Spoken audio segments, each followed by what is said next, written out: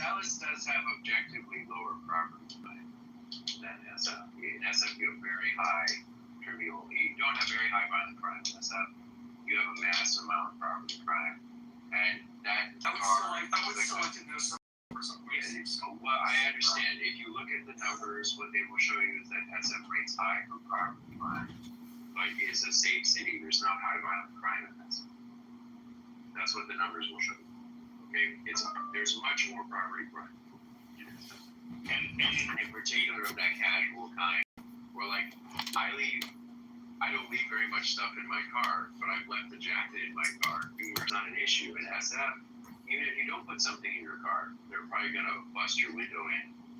At least a few times, the people who were my roommates, they wouldn't even park their car in SF. They parked it in the South Bay because in San Francisco, I've been, like literally for the last 20 years, I've had my car broken into once in Berkeley. I've never had my car broken into San Francisco. I mean, I would. It's the kind of place when I lock my car up, I will put things away and stuff. But the idea that, and I lived there for a couple of years, so I parked on the street and stuff. I've never had my car broken into. So the idea that like everybody has, I know people that have had their cars broken into. I know that it happens. I'm not saying it doesn't happen, but like I have managed to get through life without having my car broken into in San Francisco.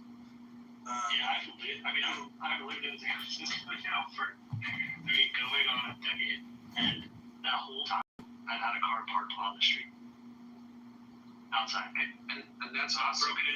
Not broken into once. That's awesome. Like, I don't need to deny that San Francisco or the Greater Bay Area has higher property crimes. Like that could be true. I can accept that. That's fine. N equals whatever the facts are, but it's just like to my introduction, cars don't get broken into in San Francisco. Come on. But this is not what I said. This is not what I said. Yeah. But it's just like to go from like, I saw my car got broken into once to like Anarcho, whatever. So I once witnessed. That's true. You did. I once witnessed at 5 p.m. on a weekday. That big building, 100 Van Ness, I think it is. It's kind of a skyscraper right across from the City Hall or whatever. Right there.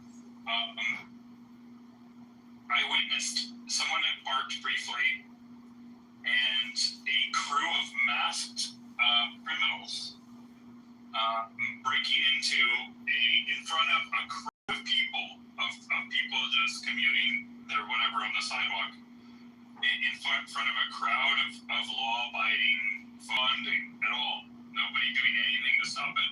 And I have to admit, me among them. Now, it was not in a proper society, this would be completely unacceptable. They would never be able to get away with it.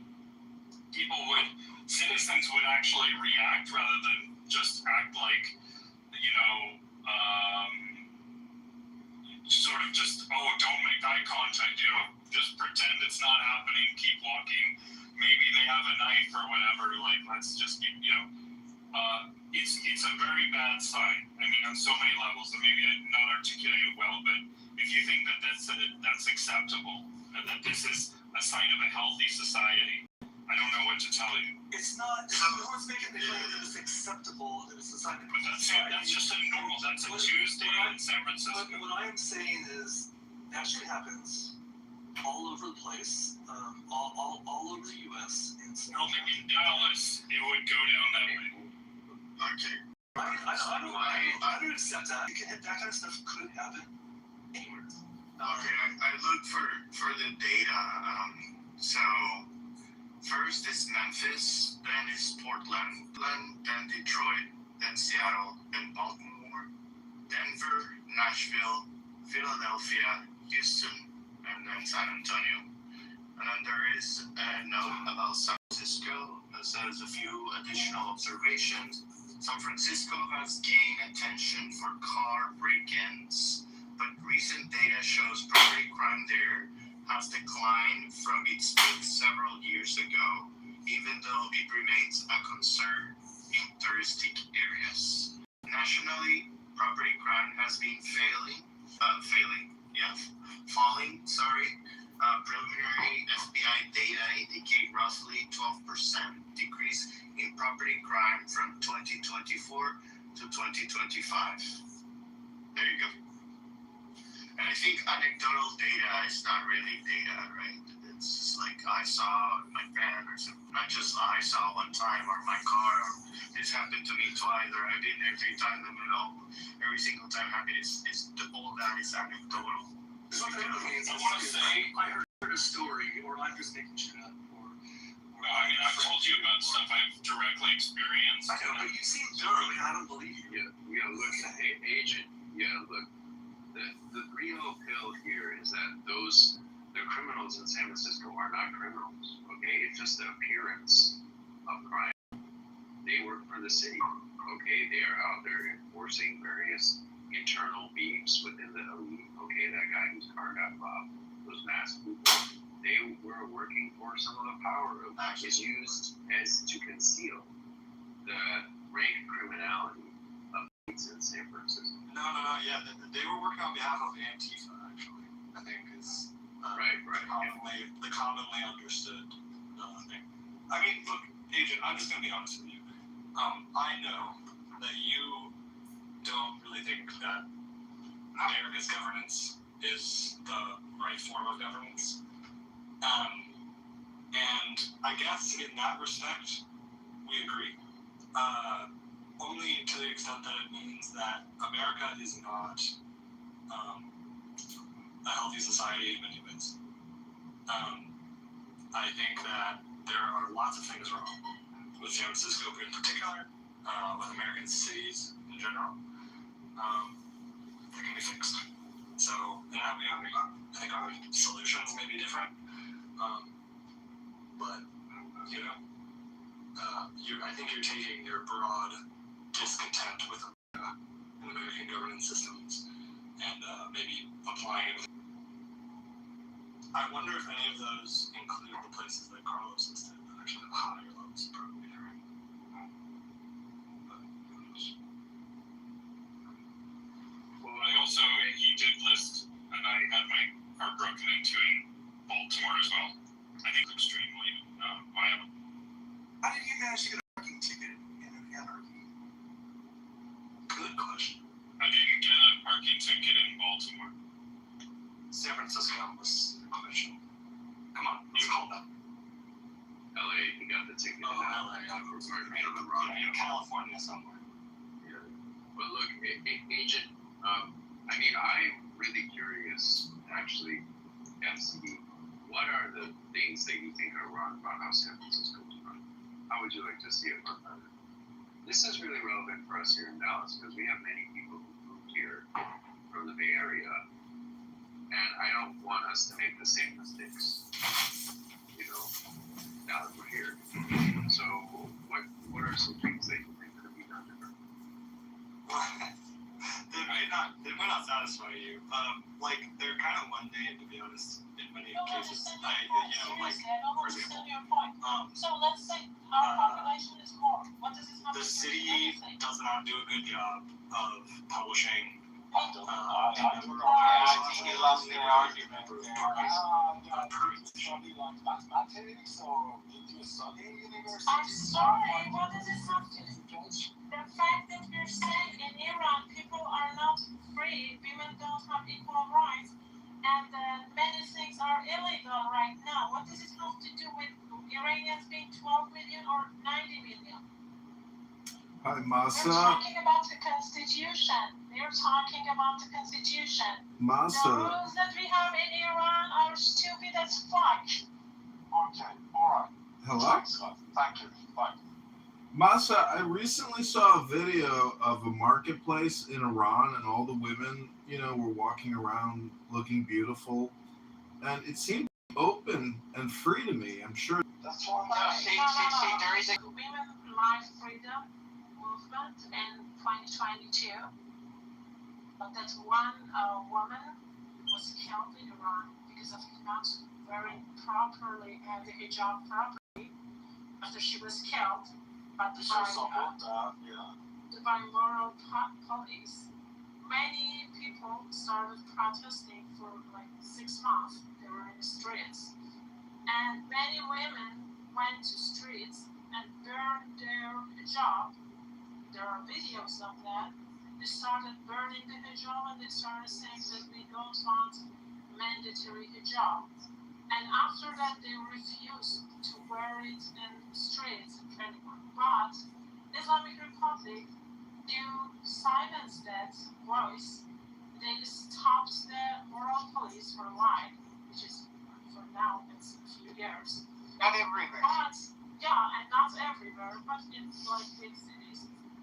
And No, Tehran is fine. Tehran is fine.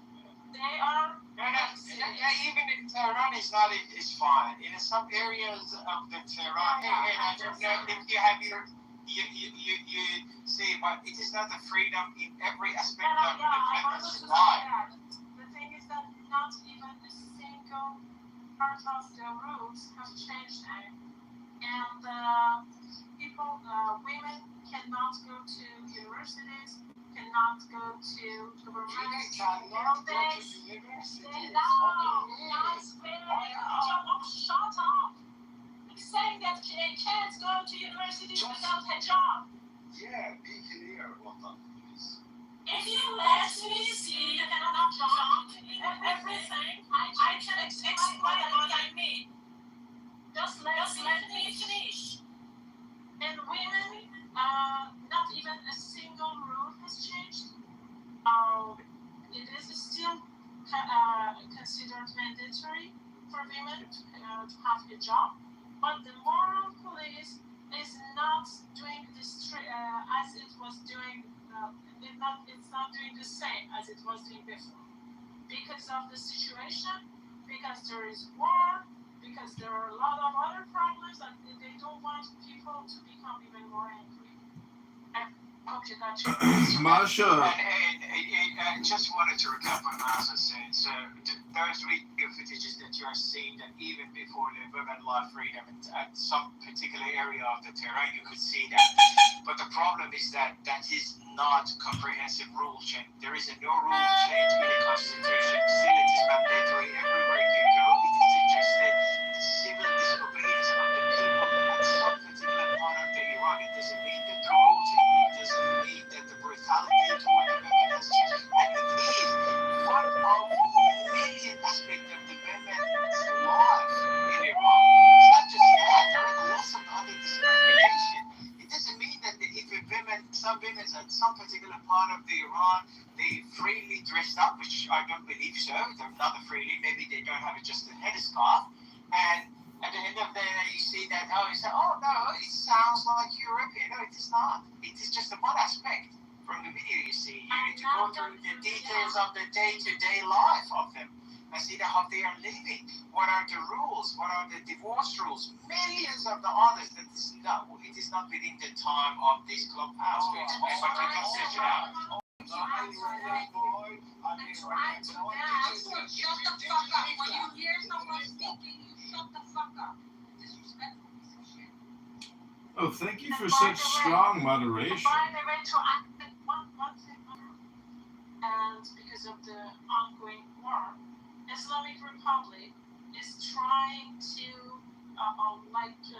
show off some they try to make and they're okay with the situation in Iraq. They have a life and everything to show it to the foreigners and tell them people in Iran don't have that kind of problems as you think, which is a lie. Every day, a woman chooses not to wear a hijab in Iran. That is a risk she is taking.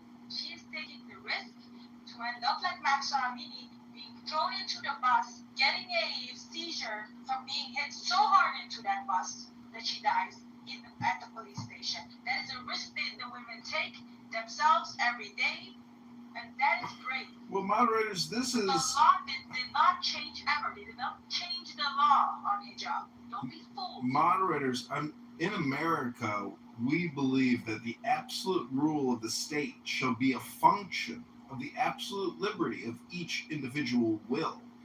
So, from a female perspective, the will of your average Iranian woman should be equal with the will of the government. And that type of equality is true liberty. the value of the self. And unfortunately, Islam as a religion, as a dogma, suppresses the individual liberty and will and freedom of the women of Iran. And this is enough justification for revolution and war against the regime, suppressing the will of the beautiful women of Iran. That is true. And you know, women of Iran, we were born in Iran, we were raised in this country. Everything in our life, why we found a lot. From the time that we were like teenagers in Iran, and then became adults in Iran, all the time we were fighting against everything, against discrimination, against million stupid rules. We did it, and they are still doing. We are not there anymore, but those women are still doing the same. They're fighting every day so hard, and I'm sure that they finally get the freedom.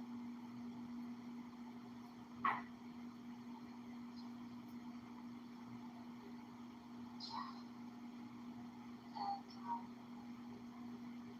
you know, I think it's just funny that some people, I don't know, doctors in Iran, who would you support politically, doctor? Doctor. Can I have a chance to talk, or am I just gonna? Who do you support? Do you support IRGC? Of course not. I support all the Iranian women. No. I asked you a simple thing. Don't change the topic.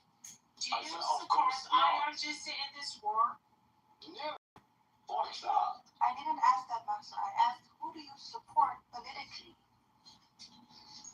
No one.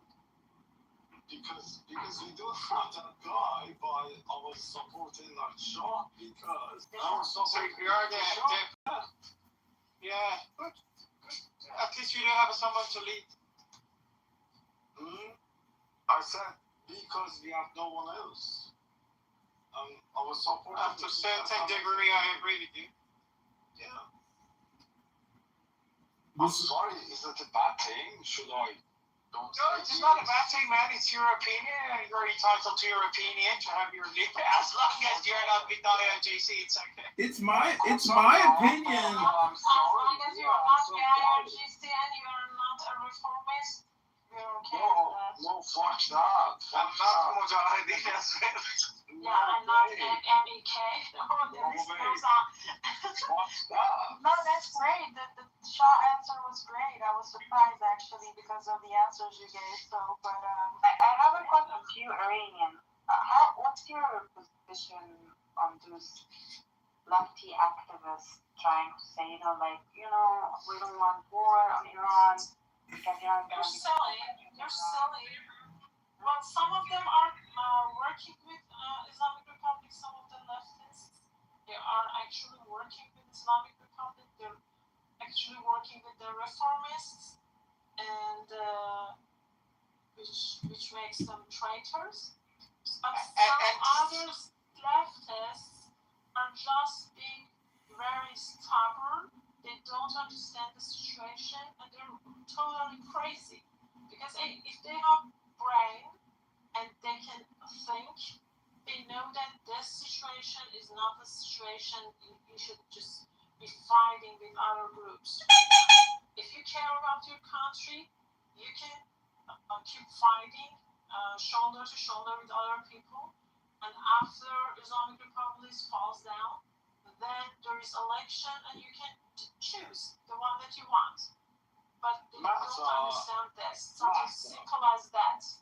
Master, can I be like average guy? I have no political education. I have no education at all. Okay. Can I be average? You got no education. You got no knowledge at all. What? You speak English? You say you got no education. So are you retarded? Maybe I'm retarded. We need retarded people to support like a community, right? Well, never go full retard. And being even this word in England, Yeah. right? Right. Do you live in England? I doubt so. I doubt so. No, Probably, as you see in his profile picture, is American. Okay. Yeah, probably. This word is banned in England. You cannot say that. Okay? Listen, I'm very. Can I say retard in England? Can I say retard? No, What the fuck? you cannot say that. It's a communist country. No, It's not communist, but it's very inappropriate to say retarded because you could be offending Down syndrome What happens if you people. say retard? Excuse me, I have a question. What happens if someone in the UK says retard? you shouldn't say that. You shouldn't say that. Retard is different from retarded. Retard means like a substance is no longer in its original form. By the way, And England retarded means like created someone the with Down language, syndrome has a learning disability. England Yeah? created the English, they know what retard means, right? Right. They know what the retard means. They created that. Okay? Correct. In this country, okay, you have certain rules. It's not like we pay for people, we have like badass niggas. If you speak in Doctor, Polish, sorry, what you could say was that retard is considered offensive in Right. the UK, and for with that we would agree with on that. We would agree with you on no, that. Yes, it is fucking offensive. Swiss But language. when you say it is against their rules, it means that if someone says that word, they will end up in jail or they would be fined or something like that. That's offensive.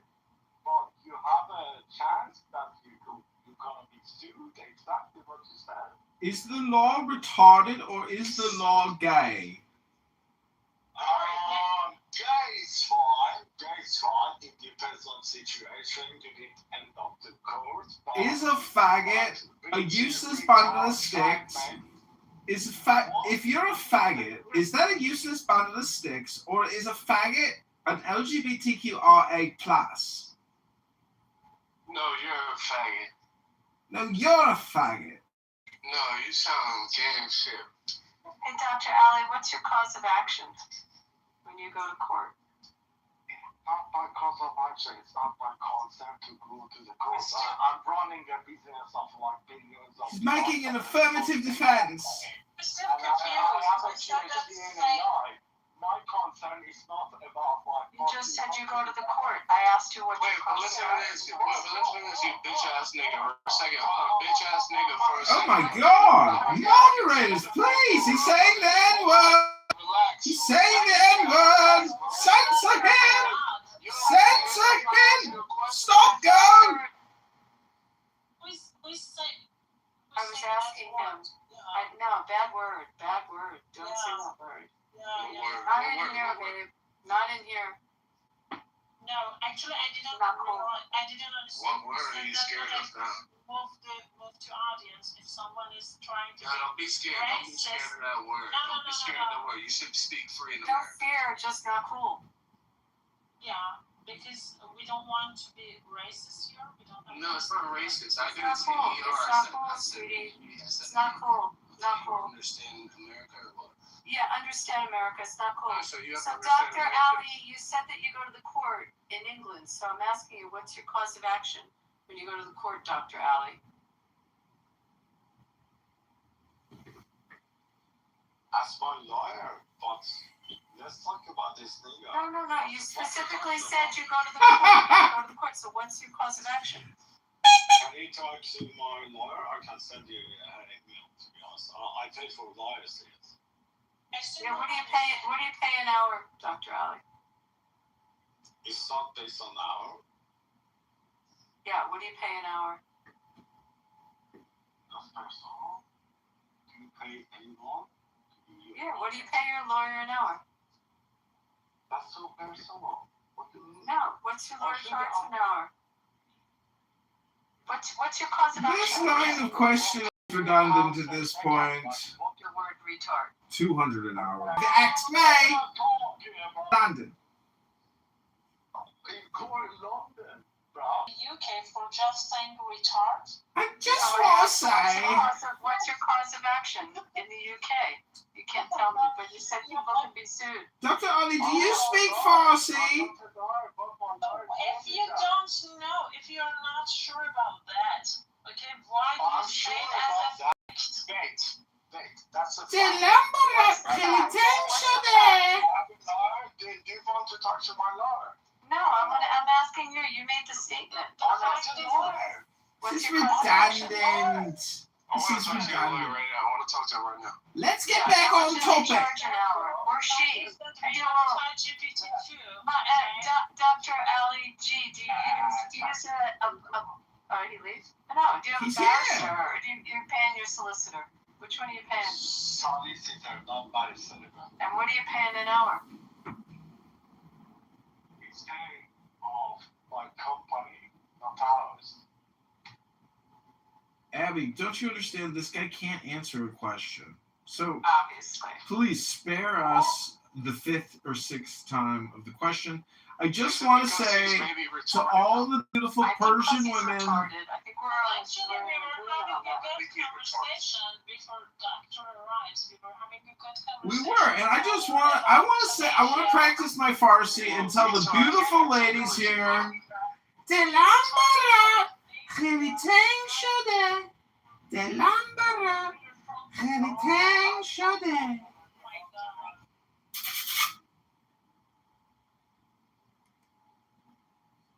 Listen, you're going in a 3-minute timeout every time you interrupt anyone. I'm trying to help you, Glow, or something. I just want to say دلم برات خیلی تنگ شده. Talking about Tunisia and how they have progressed since they started not using Sharia law. I mean, how many countries use Sharia law right now? Who knows that? Iran, Saudi Arabia, and Afghanistan. Right, let's compare them. How good are they doing economically? Oman? Does Oman use it? Not well. Oman? Oman. Not really sure. Well, Oman is pretty rich. Egypt? Not Egypt? No, Egypt, no. No. I think so. No, because Egypt has a Coptic community. I have a question. Why are so many Jews on this app always saying fuck Islam and fuck Muslims? Like you guys should be smarter than that. Be happy. I would say, I've never heard they say that. Or whatever your name is. You're talking to someone. You're talking to someone who spends a lot of time in Muslim countries, so you'll never hear me say that. John's been in rooms with me. John's recorded me. John, have I ever said that? No, Ever heard me say that, John? no, of course not. This guy's a piece of trash. No, you're not gonna say that. I'm not trying to. But he's answering. You can Communicator, she wouldn't waste her time making derogatory, negative remarks. The real spend a lot of time in Muslim countries. The real question is, if you are in an Islamic country, the law is gonna be Sharia. If you're in Egypt, if you're in Oman, if you're in Yemen, if you're in Syria, you count on an Islamic court if you have a grievance or some type of legal problem. Smoking legal marijuana right now in California, so don't Oh, worry by about the that. way, to that, let's 12 to 20 countries have Sharia. I just looked it Yeah. up. But I will say this, guys. Like, I realize this. I understand the hatred, particularly for Jews against Muslims, because of the hatred they have against them with Muslims, particularly. However, there's so many fucking Muslims around the world. Like, there's way different Muslims than other Muslims. Like, there's so. Yeah, you could be in Thailand where the Muslims are conducting terrorist attacks against the Buddhists. No, I'm finished. Don't just speak. Don't yell to me. No. Oh, sorry. On this app, sometimes you have to kind of loud mic, otherwise you never get to talk. Wonderful people there. Like, No, but no not one's even just disagree there. with you. You know, like even The Indonesia. Emiratis are like No, amazing Indonesia. people. You don't even think about that as a Muslim country. Yeah, It's the biggest Muslim country. think of Indonesia Okay, as a yeah, Muslim sorry. country. I don't know you personally, so. I do, but I think the Emiratis are amazing people. The Bahrainians are amazing people. Beautiful people, handsome, and Yeah. beautiful. Emiratis are very handsome. Let's give a big warm welcome to Dr. Pee-Pee. Pepe. You guys see? I mean, Pepe, what happened with the elections in Arizona? I forgot to ask you. What did you do? Did you vote? Can I ask you that? He's a 1990s Democrat. Of course he doesn't vote. He's a former white Nazi supremacist from the trenches of Discord. That doctor won the primary on the Dems. Oh, Abby, if you heard what Pepe said about American Jews today, you'd get so sick to your stomach. Pepe made the most anti-Semitic remarks I've ever heard him made today about American Jews. It was so sickening to listen to. Shame on you, PP. You're not a grown man. You're an unprofessional little runt, like a gypsy from Corsica, like a little racist gypsy leprechaun midget with brain damage from boxing. Your anti-Semitism is disgusting. It's pathetic. It's so low IQ. It's the worst content. You don't even brand yourself as a comedian. I mean, you should be ashamed of yourself. Ashamed. An ashanda. Is that true, PP? Did you make anti-Semitic remarks again? none of us did. Okay. Sig had a room, and I was in it. Like, yeah, I was talking shit about it. So, what if you said that you were Well, no, we want to hear maybe we can review it. What do you want? I don't want to hear it. All right, well, what you happen. So, Abby, do you want to hear it? So What Pepe said? I don't know what he's talking about. what is the thing? He said that Israel are the spiritual niggers of the Middle East because they're sucking all the money out of America. You're a piece of shit, Pepe. You better hope the Jewish Federation never catches you and puts you in court for defamation and slander. Because believe me, AIPAC and Abby here, a Democrat lawyer, they're going to sue you for all the Jew hate slander and racial hatred you stir up in a pot every day on this app, little PP. I'll probably meet him over a bowl of mishmash soup, so I think so. So, Abby, where did you go? Me? I've been to Saudi several countries. I've been to Jordan. I'm trying to think. What other? You just Middle Eastern countries you're asking me? Yeah, But I went And to the cost? Israel before they turned him over. The Sinai. Have you And been no, I have not. Interesting, Pepe. I want to fly on that airline, but They're fleeing the Middle East by the thousands because of the war. John, let him talk. Okay, go ahead. I forget who his name is. He's pretty influential. I know he's friends with like Tucker Carlson, but he's really. Do you know who that Dan Bilzerian guy is? Yeah, he's a hardcore Nazi just like you, PP. He's running in a primary. Yeah, he's And- a fucking retard. Yeah, and do you know what he said? He said about his opponent, who's Jewish and heavy set. Oh, He said, he's horrible. yeah, Randy. He said he's too fat to fit in the oven. That's what he publicly said. He's a low IQ. Yeah, he's very low IQ, and Randy will beat him in that primary. Not worried about that. But so there's this fuck, I'm trying to think who it is for guitar. He's like friends with them, and he kind of there's like obviously a lot of influence. I think even that guy Sneeko, he's like a young. I've never watched any of his shit. He's just a young shit, but he converted to Islam. He's an American, very popular influencer. But that Dan Bilzerian guy, I guess like. That Qatari, he would fly him out on private jet out to Qatar. I think he lost a lot. He's getting sued by a number of people. His family had money, and I think he went through a lot of it. And he's got a lot of litigation against him. But I think he lost millions. I think his dad wasn't his dad like a scam artist? I don't know No. the whole story, but I know he had like a very ugly big house here. I don't know if it finally sold or not. He had like a vape company or something, all these. He was like the most like hedonistic example.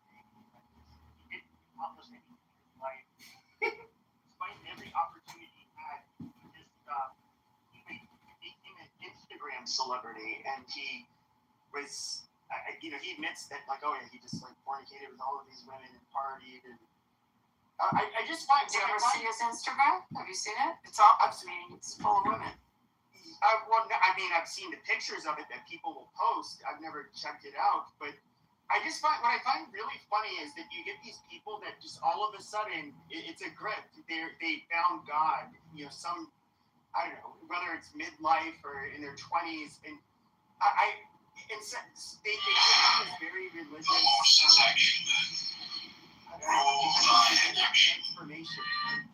They show you how they used to behave, but I just always find that ironic because being raised Catholic, going to Catholic school, all that. I know people who've been religious their whole fucking lives. They don't say the shit that he says, or they don't.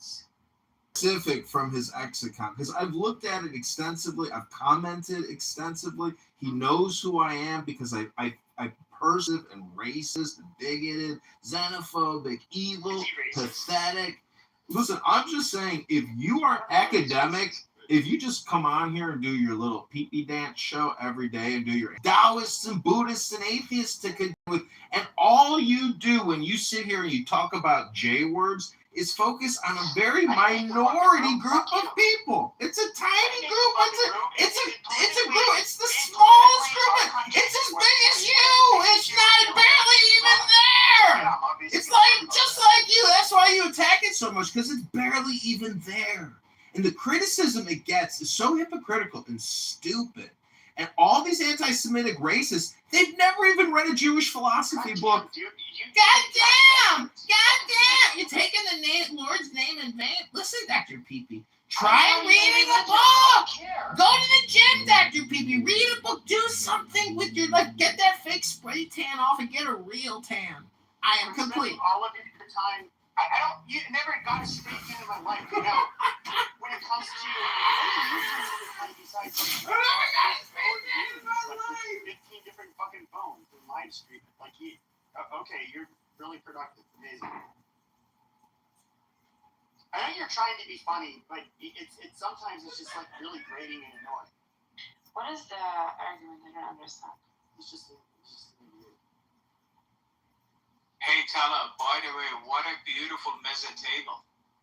Thank you. I love food. Next to it, a drink, like a raki or uza, would be fantastic. Doctor, can you try again if you want to come up with And Abby's there. I want to ask you, Abby, what kind of law are you practicing? Not anymore, but I was corporate, and for a specific industry, but I don't really want to dox any more than I need to. Nice. I'm studying actually law. You are? What area are you interested in? Family. Oh, ouch. Ouch. I feel like a family. It's stressful. Are you in this is going to sound personal. Are you married? No. Okay. People that go into that field, sometimes that can screw up their own personal relationships. I mean, I don't know any other way to say it, but most of the ones I know that are in it.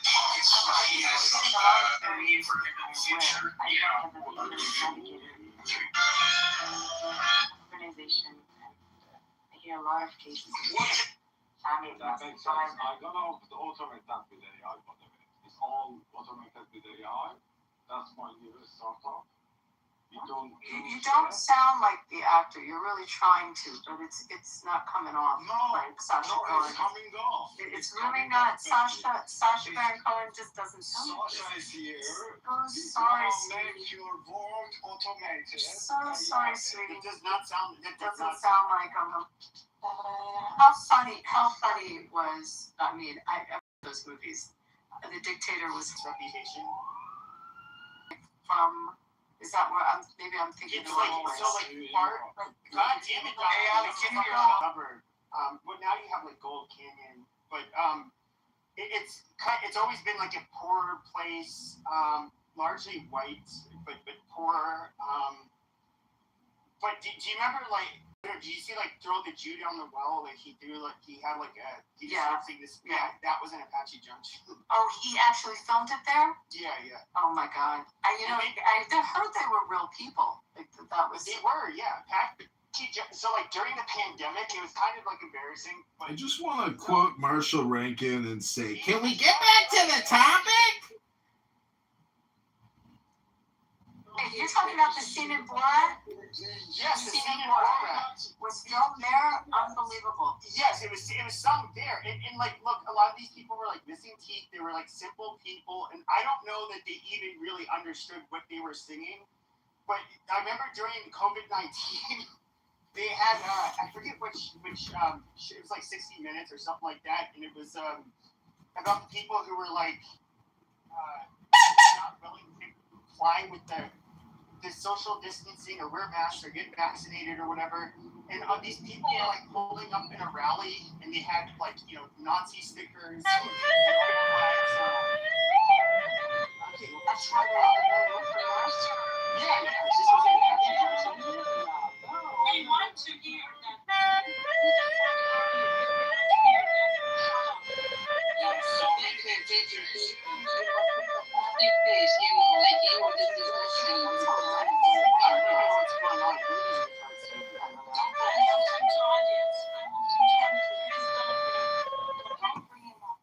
Thank you so much, moderators. This is Ein. I want to quickly interrupt Pepe's pathetic, boring story.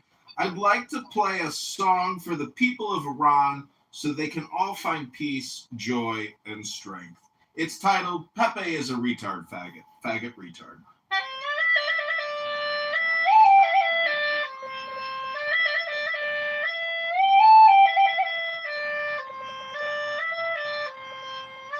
Pepe is a faggot retard. That was kind of funny how you just said he had to put his mouth off it before. You are the son of Hussein. Is this guy? Actually, it'd be kind of funny to listen to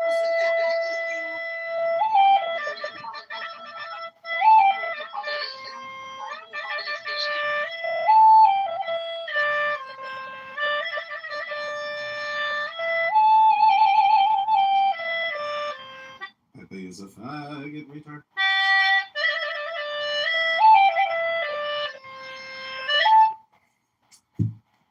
Ribono Shalom. I hope the CIA is able to liberate the people of Iran, completely destroy the enemy, the regime, and turn them into a magnificent casino and resort complex with beautiful Iranian women in fantastic lingerie and bathing suits, so they can charge $1,800 an hour to the Shah of Iran. Ribono Shalom, from my lips to Hashem's ears in Shemayim. Ribono Shalom. What do you guys think? The palace? Do you agree? I mean, it's a big palace, right? You mean the place that he's Not the Shah, the Ayatollah's palace. Yeah, the one, the dead Ayatollah's palace. Yeah, the first Ayatollah, you mean. Right. Khomeini, like that would be great to turn into resort property. Yeah, That's the strategy that Bally's is following. Abby, did you know in Chicago, we're about to open up one of the largest casinos in the country in downtown Chicago, a new Bally's casino? Did you know that, Abby? I actually know a lot about that company, John. A lot about it. Well, you could have invested in the new casino in downtown Chicago. Manufacturing. What do you want to talk about? O'Donnell? You want to talk about the people who started it? The O'Donnells. yeah, don't read his bubble. I feel like I know Barry and Adelson. People keep on talking about Adelson, not Adelson. So Adelson, they talk about in Macau, and then I was watching like this video maybe like a week ago, and it was a guy who's like I guess a security professional. In other words, he's somebody who's very experienced when it comes to catching cheaters in casinos, and he was showing all of these tricks, which I thought were like really. I was like, wow, people really come up with the craziest shit to cheat the system. But he's somebody who I guess primarily spent his time in Vegas, but he was also working in Macau. And I guess like how does Allison how did Westerners get a foothold into You really want to hear this? in You want to hear Macau? the story from the beginning? Yeah, I have no idea. So, all right, if I start boring you, you guys can stop. So there was, it's called a SAR, a Special Administrative Region. It's like Hong Kong, similar. So it's part of China, but it was controlled by Portugal, and the joint agreement.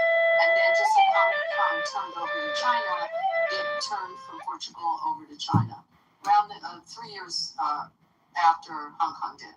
So they had gaming there. It was a guy named Stanley Ho, and he had whatever casinos were there, whatever gaming was there, he was the only license, the only one who had it. And he had a very famous casino. It's still there, called the Lisboa. I mean, everything was kind of around Portugal because it's Portuguese law there and Portuguese influence. The Chinese government and the region decided to issue new licenses and breathe, life into the island, and to change up the business. So they offered out a bidding process all over the world for gaming companies to come in. I might be wrong on my number, but there was at least 25 approximately companies, maybe more, that came in the initial bidding when they put out the offering. And then it kind of dwindled down. It went down to maybe licenses to give out. So ultimately, those 3 licenses, one went to Stanley Ho, who had the other one went to Wynn Resorts, and the third one went to Las Vegas Sands, which was controlled by Sheldon Adelson at the time.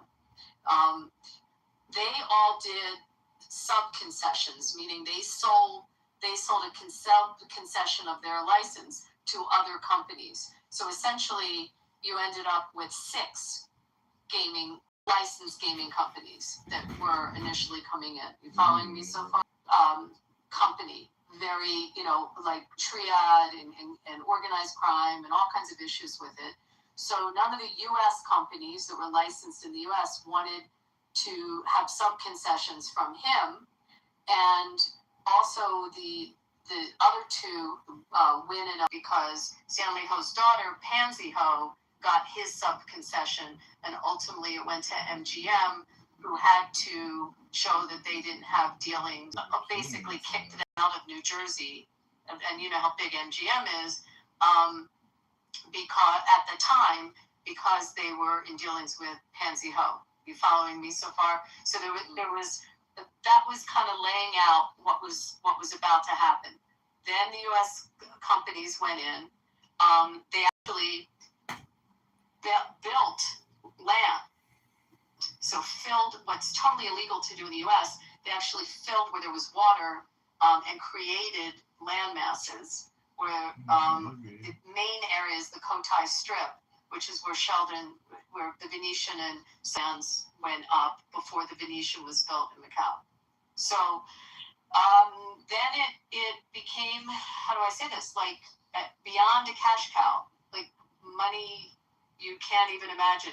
So this is a statistic, you can Google it, you can read about it, but then all of the Las Vegas Strip, all of Las Vegas combined, one night in one casino there. That's how much money was getting wagered. When you gamble there, if you're playing blackjack, it would be 8-10 people behind you betting on your bet. It's kind of insane, but it's like almost a religion in a sense. You can bet culture. on bets. You can bet on bets.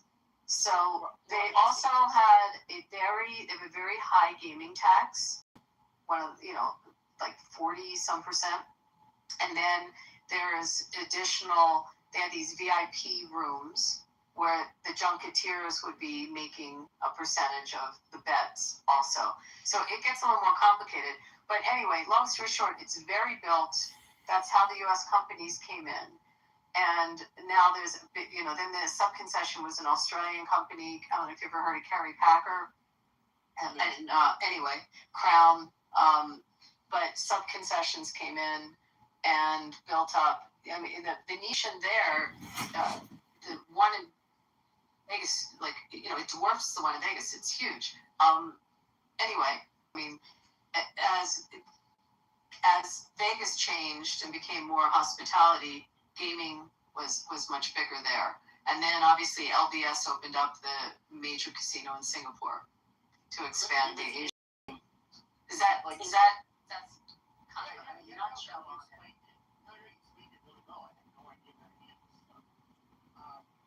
The one thing that it's obviously a stereotype with Asians and Canada, like if you were looking like one, for example, where Asians are the most, where they you worked in the industry.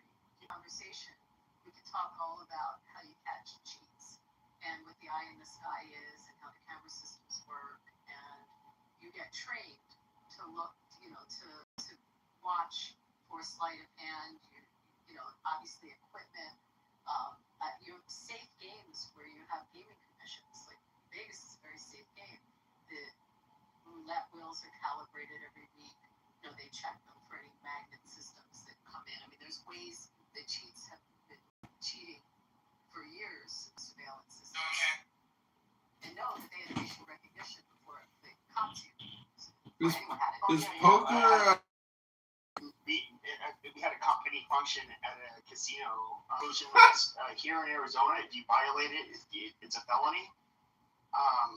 Abby, we have a black book here. Abby, is poker big over there? It's huge. It's not like New Jersey's black book is probably 10 times. Like every in the mafia. Yeah, no, I mean to get on the black book here, you got to be there's only like 35 people on it. You have to be really, really, really bad. Jersey's is huge. Anyway, but the whole process of catching cheats is another conversation. It's very it's intricate work. I mean, one of my YouTube viewers is always one of my viewers. I know. I got a question for her as well. So okay, go ahead. The way you say "shut up" is like kind of gay.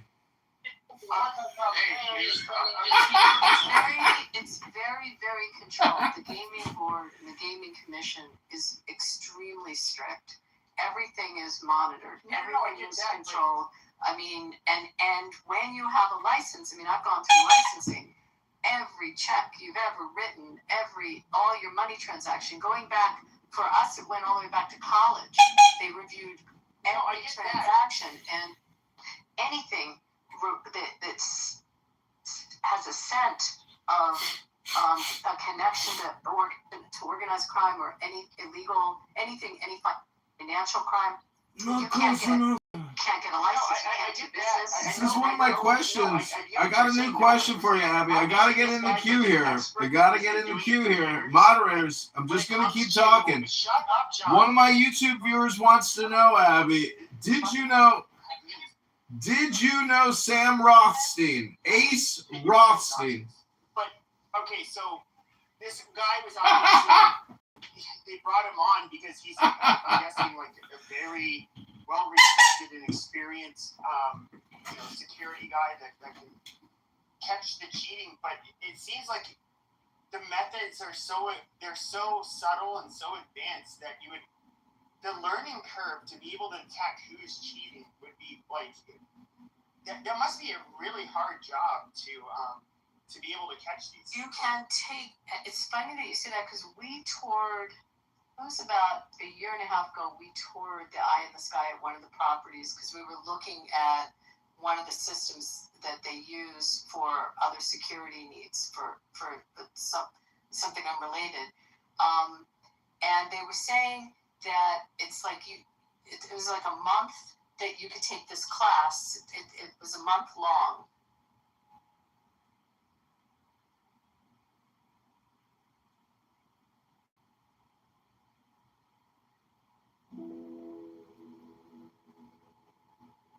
Just a hustle and a static. Next, the following text is between the points of the pentagram, starting at upper right. The words look. But to love me is better than all things. If under the night stars in the desert thou presently burn.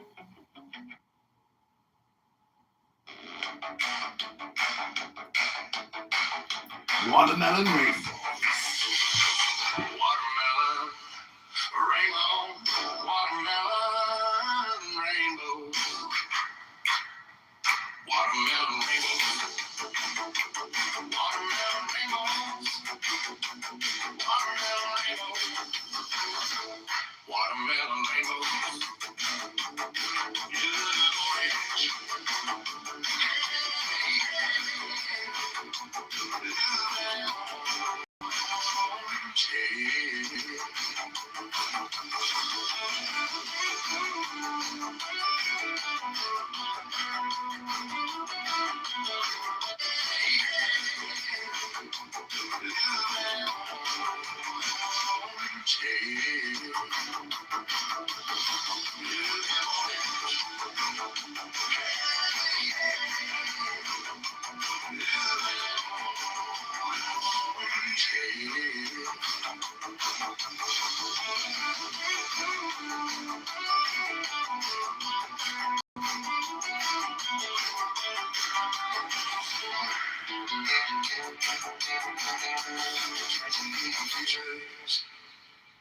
Catching neon futures.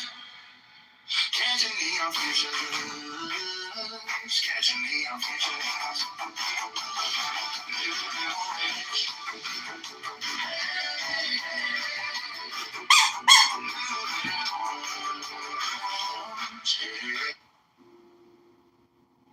He kneel, adore, rises, turns, shows the cup to the people, turns, replaces the cup, and adores music.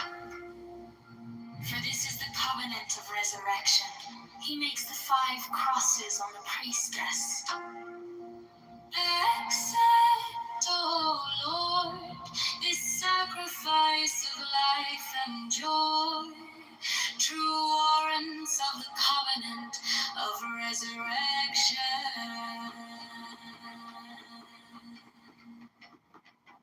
The priest offers the lance to the priestess, who kisses it. He then touches her between the breasts and upon the body. He then flings out his arms upward, as comprehending the whole shrine. Let this offering be borne upon the waves of ether to our Lord, and Father the Son that travelleth over the heavens in his name on. He closes his hands, kisses the priestess between the breasts, and makes 3 great crosses over the paten, the cup, and himself. He strikes his breast. All repeat this action. Hear ye all, saints of the true church of old time, now essentially present, that of ye we claim heirship, with ye we claim communion, from ye we claim benediction in the name of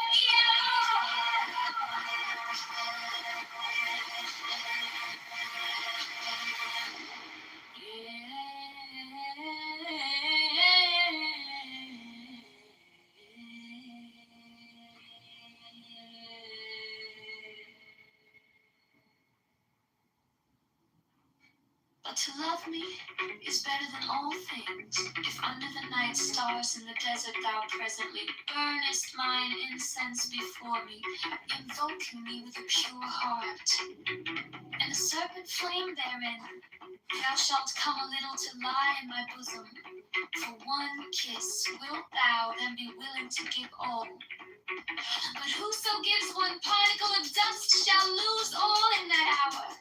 Ye shall gather goods and store of women and spices. Ye wear rich jewels. Ye shall exceed the nations of the earth and split and cover with a rich headdress. I love you. I yearn to you. Purple, purple, purple, voluptuous. Purple and drunkenness of the universe saints. Desire you. Put on the wings and arouse the coiled splendor within you. Come to me.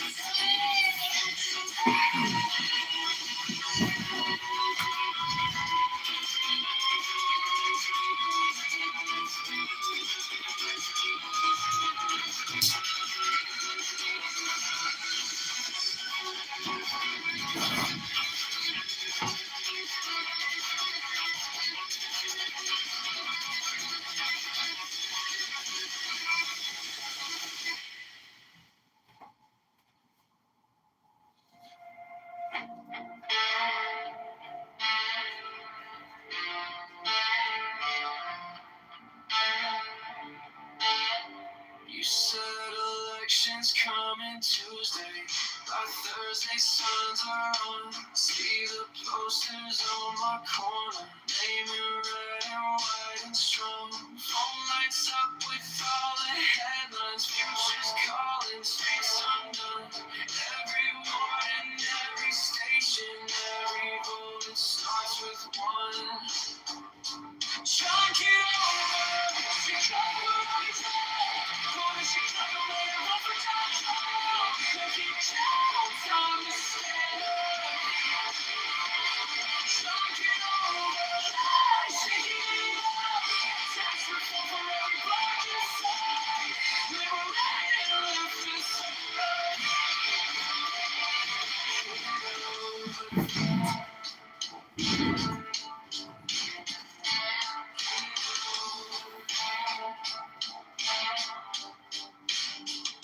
Friends all say that we need change now. Less corruption, straighter plans. Take the power from the back rooms, give it back to working hands. Every train in every schoolyard, every small shop on the block needs a leader for the city.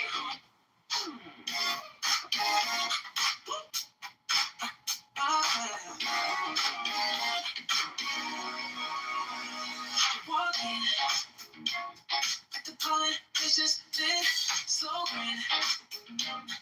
Every head just starts to shift. Name tag. Catching light inside the room.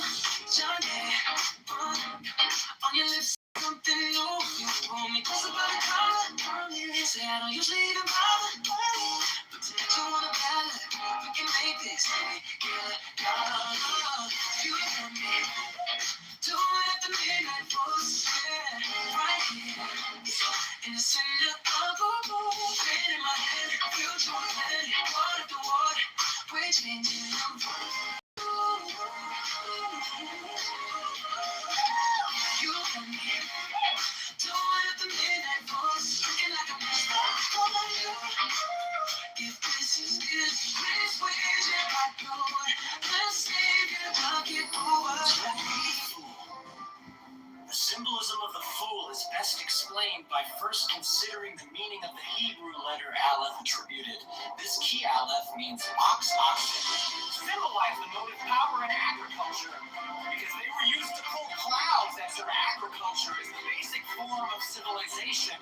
Thus, the letter Aleph symbolizes cultural power, creative energy, life power, the vital principles of plants, animals, and men, which comes to us in physical form as the energy of the sun. This principle is also called life. Breath. It is the Greek pneuma, the Sanskrit karna, the Hebrew ruach, the Latin spiritus. Literally, these words mean breath. Secondarily, they refer to the spirit or all-pervading life, energy. This meaning is substantiated by the title. For fool is derived from the Latin phallus, meaning a bag of wind. Thus, the fool symbolizes that which contains air or breath. The number number 0 carries this idea a step farther. It is a symbol of a limitless, unconditioned life. The 0 is shaped like an egg, hence it symbolizes that which contains all of the potencies of growth and development. Occultists will understand that we refer to the cosmic egg and to the ring path, not. In the picture, the sun refers to the one force. It is white to indicate that it is the universal radiant energy which is concentrated.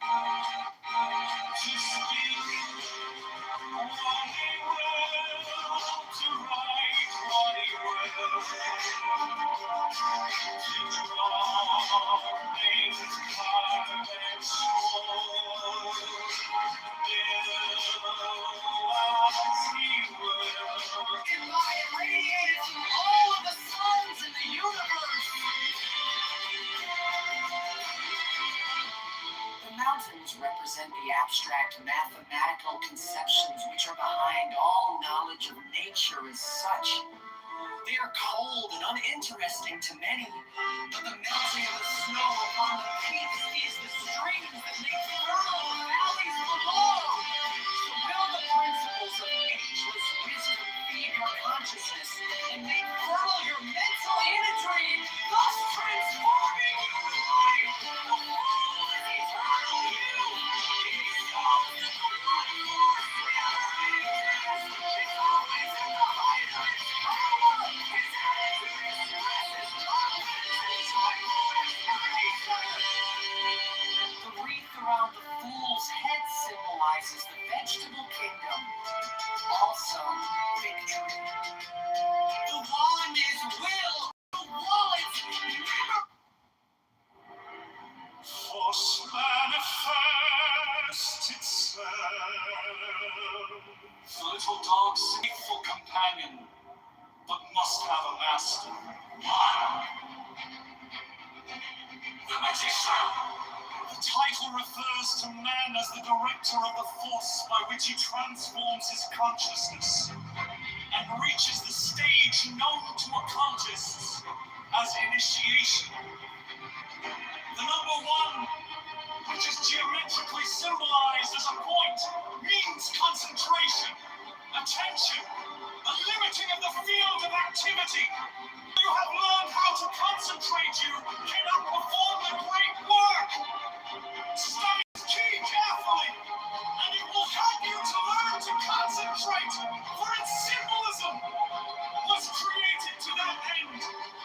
The roses of the arbor symbolize desire, and it has been wisely said that desire is the motivation of evolution.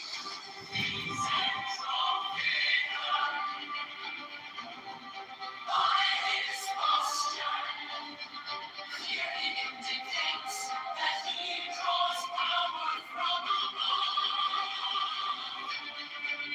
This is a central point of occult doctrine, because you cannot even begin to use the subtler forces of nature until you realize that you do nothing of yourself, but simply act as a channel through which the life force expresses itself. His uplifted wand is a symbol of his ability to direct the natural forces with which he works. Also of the Hermetic axiom, that which is above is as that which is below. The horizontal 8 represents dominion, strength, and control, and is also the mathematical sign of infinity. The magician's left hand points to the ground in a gesture of concentration. The black hair bound with a white band symbolizes the limitation of ignorance by knowledge. The red rose is action and desire. The white undergarment, symbolizing wisdom, is encircled with the serpent of eternity. The table is the field of attention, which is the workbench of the magician. The implements are the wand, cup, sword, and pentacle. They represent fire, water, air, and earth. Also will, imagination, and action and physical embodiment. The garden is the subconscious mind which is cultivated by the acts of attention of the self-conscious mind. From this garden spring all of the powers of subconsciousness. Lilies, because they are white and six-petaled, represent the abstract perception of truth, as well as the cosmic laws and principles by which the universe is sustained.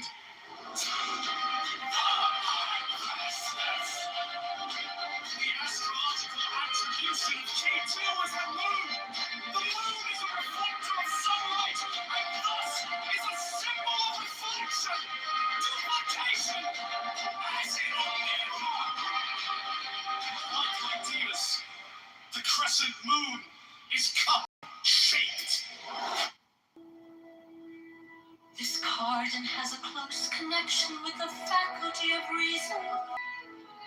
Physical sight is also meant here, and the orange background is symbolic of the sun, source of the light by means of which we are able to see.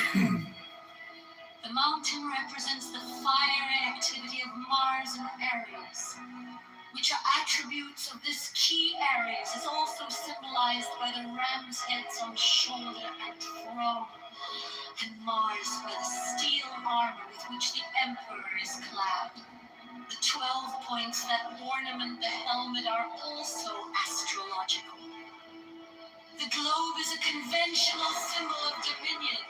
This globe and cross, like the circle and toe of the scepter, symbolize the masculine and feminine potencies of the radiant mental energy, or life force. The purple flaps over his armor hint at his rouge, since purple is the color of royalty. This garden has a close connection with the faculty of reason.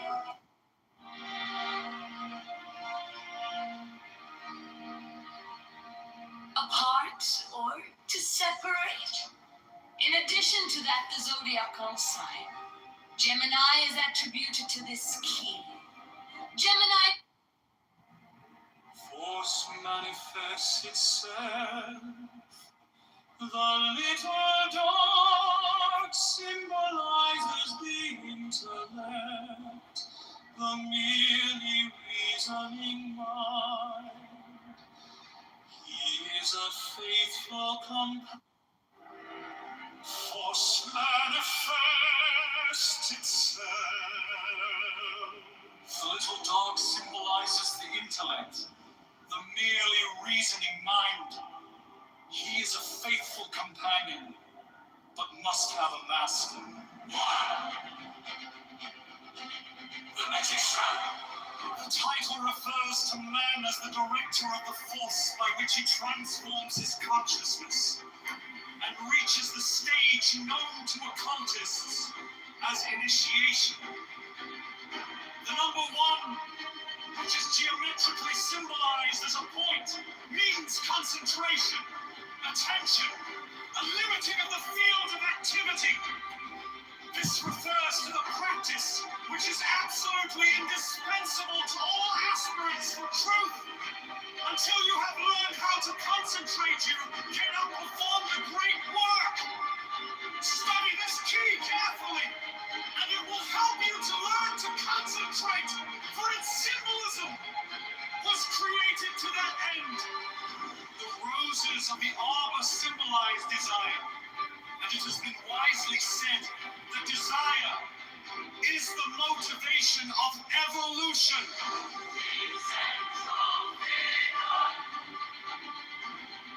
By his posture, clearly indicates that he draws power from above. This is a central point of occult doctrine, because you cannot even begin to use the subtler forces of nature until you realize that you do nothing of yourself, but simply act as a channel through which the life force expresses itself. His uplifted wand is a symbol of his ability to direct the natural forces with which he works, also of the hermetic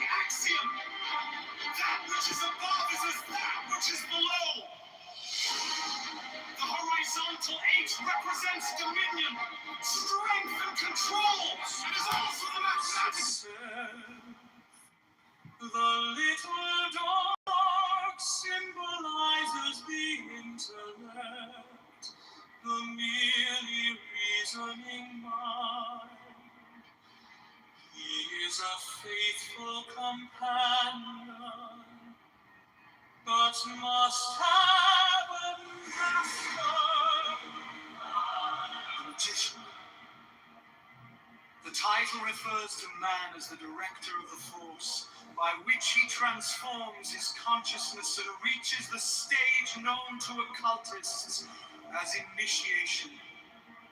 The number one, which is geometrically symbolized as a point, means concentration, attention, a limiting of the field of activity.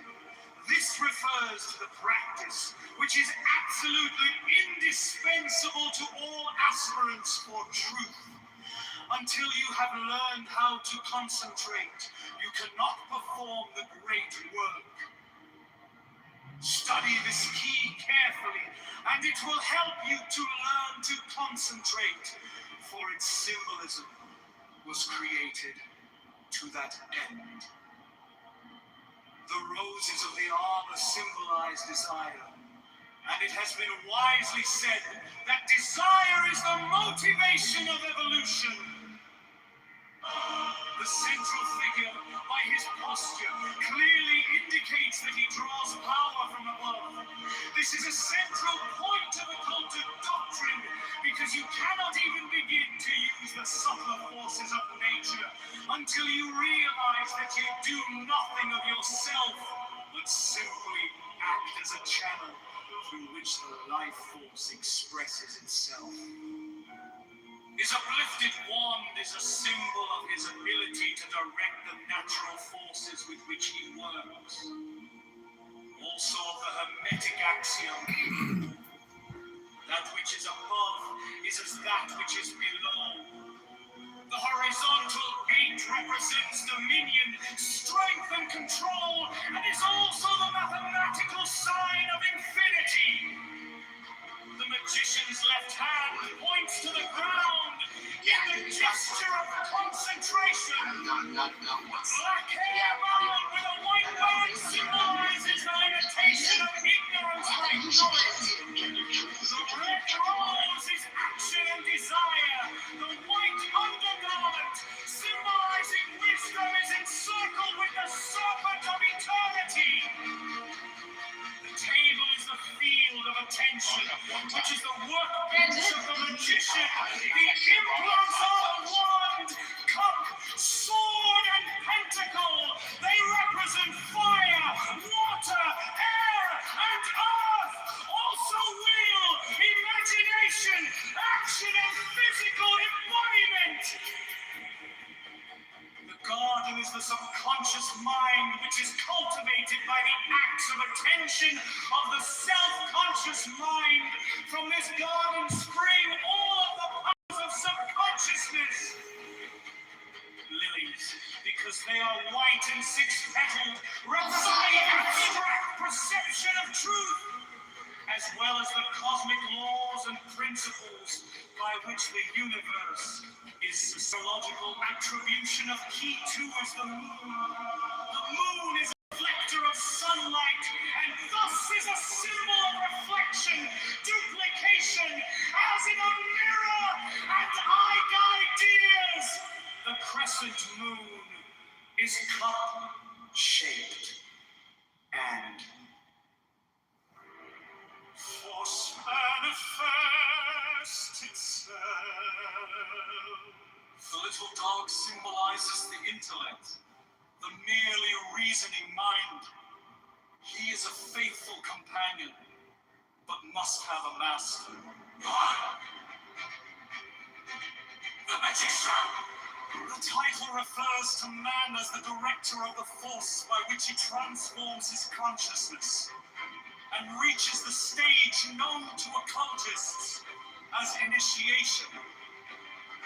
The number one, which is geometrically symbolized as a point, means concentration, attention, a limiting of the field of activity. This refers to the practice which is absolutely indispensable to all aspirants for truth. Until you have learned how to concentrate, you cannot perform the great work. Study this key carefully, and it will help you to learn to concentrate, for its symbolism was created to that end. The roses of the arbor symbolize desire, and it has been wisely said that desire is the motivation of evolution.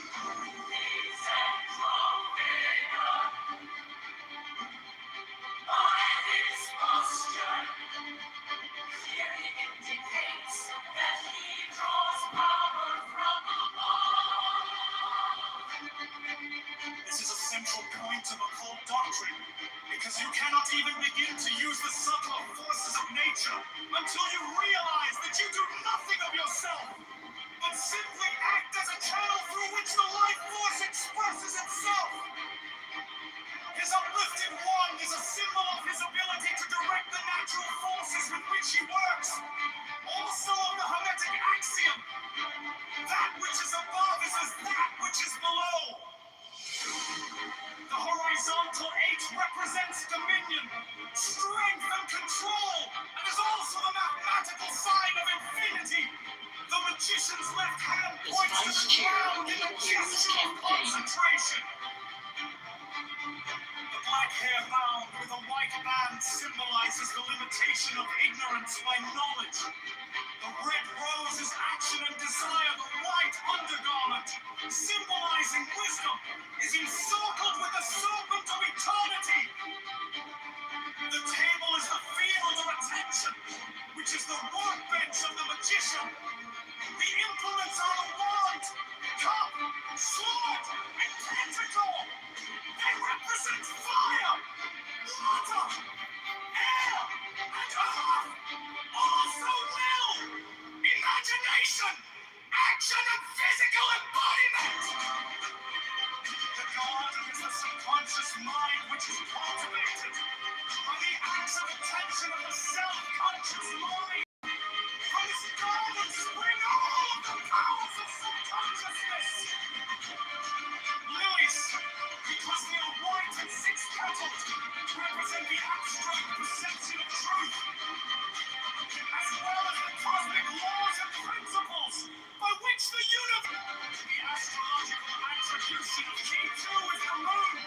The moon is a reflector of sunlight, and thus is a symbol of reflection, duplication, as in a mirror.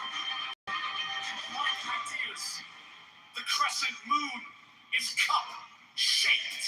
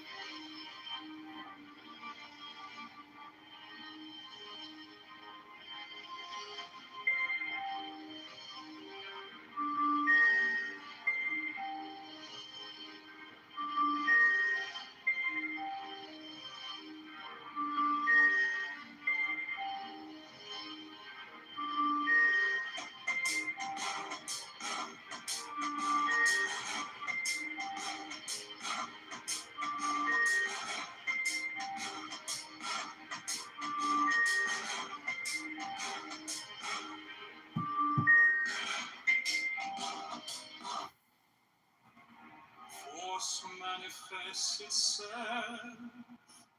The force manifests itself. The little dog symbolizes the intellect, the merely reasoning mind. He is a faithful companion, but must have a master. The magician. The title refers to man as the director of the force by which he transforms his consciousness and reaches the stage known to occultists as initiation.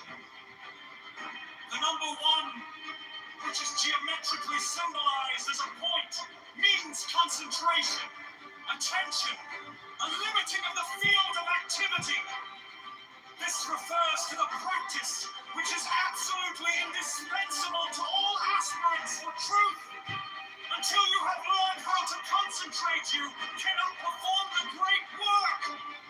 Study this key carefully, and it will help you to learn to concentrate, for its symbolism was created to that end.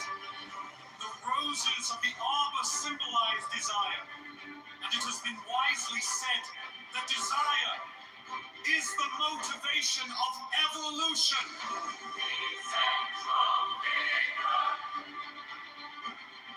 By this posture, clearly indicates that he draws power from above. This is a central point of occult doctrine, because you cannot even begin to use the subtler forces of nature through which the life force expresses itself. His uplifted wand is a symbol of his ability to direct the natural forces with which he works. Also of the Hermetic axiom, that which is above is all, and is also the mathematical sign of infinity. The magician's left hand points to the ground in a gesture of concentration. The black hair bound with a white band symbolizes the limitation of ignorance by knowledge. The red rose is action and desire. The white undergarment, symbolizing wisdom, is encircled with the serpent of eternity. The table is the field of attention, which is the workbench of the magician. The implements are the wand, cup, sword, and pentacle. They represent fire, water, air, and earth. Also will, imagination, action, and physical embodiment. The garden is a subconscious mind which is cultivated by the acts of attention of the self-conscious mind. From this garden spring all the powers of subconsciousness. Lilies, because they are white and six-petaled, represent the abstract perception of truth, as well as the cosmic laws and principles by which the universe is sustained. Yes. The astrological attribution of Kitover is the moon. The moon is a reflector of sunlight, and thus is a symbol of reflection, duplication, as in a mirror. Like ideas, the crescent moon is cup-shaped.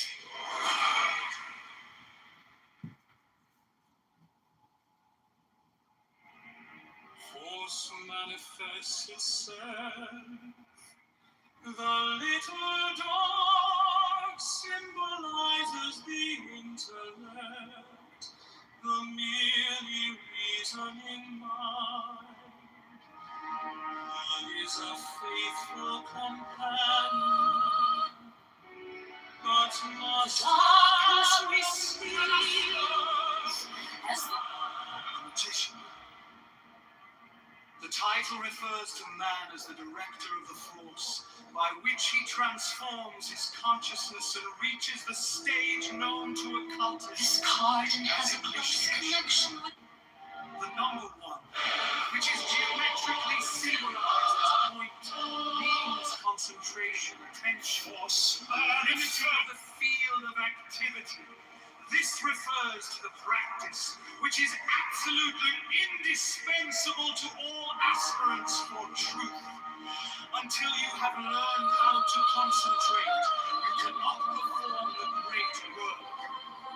The darkness Study this recedes key as the carefully, light and shines it will help you to learn to until concentrate at last we for its find symbolism ourselves upon the heights to which we now to aspire. that end. 10. The roses wheel of of the armor fortune symbolizes success, and it has is been the wisely keyword said assigned to that the wheel of desire is the fortune, motivation of evolution. related to The such central ideas figure, as by spin. his posture, Circular makes key you begin to refers use to the the initial subtle whirling forces of motion. nature until The you vast realize expanse that of the you do root nothing of substance of the yourself, universe, but which simply occultists act as a call the channel limitless through light. which the light moves expresses. Differentiation to this His primary uplifting motion, wand is a because symbol all of his changes in ability to form or direct quality on every plane. The title refers to the attribution to this key of the pair of opposites, is as that which is below. cavity. Horizontal The beat rewarding intelligence is attributed to it, and the planet Jupiter, which is called in astrology the great of fortune, and is stated to have tremendous influence, prosperity, and high benefits when well placed in a horoscope.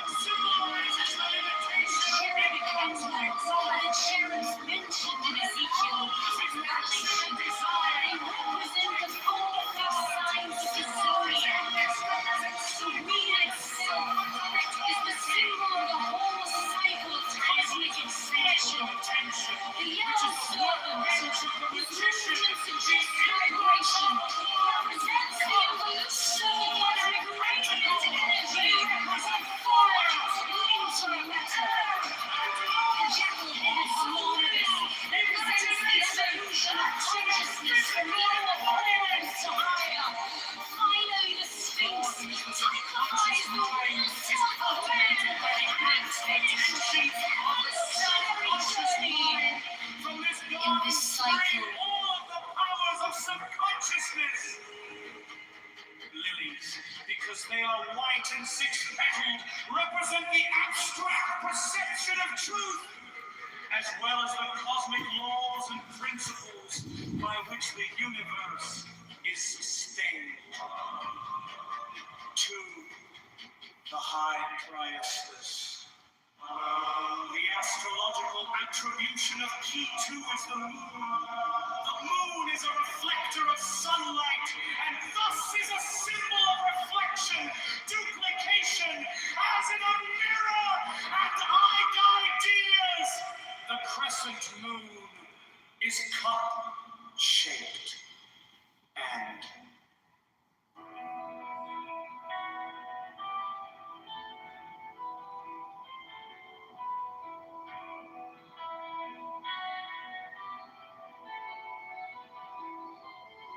I am the charioteer of the... Hey, Beaver, I heard you're the problem. And I saw a video of this kid, Nolan Wells, on the back of a boat having a good old time on a river. And I suspect no foul play. That man seemed to be like a part of the crowd. Fortunately, accidents do happen. Hello? What?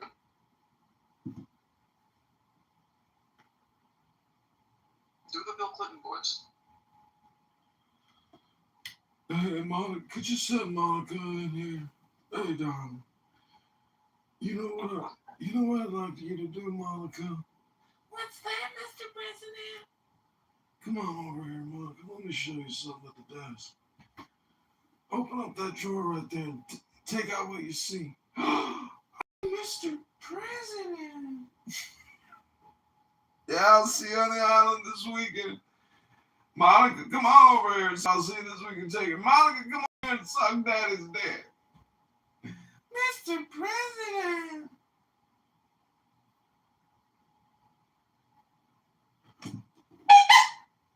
Dum-bum. You should do stand-up. I do stand up. I only have 150,000 fucking videos up on YouTube, dude. Does it not take off?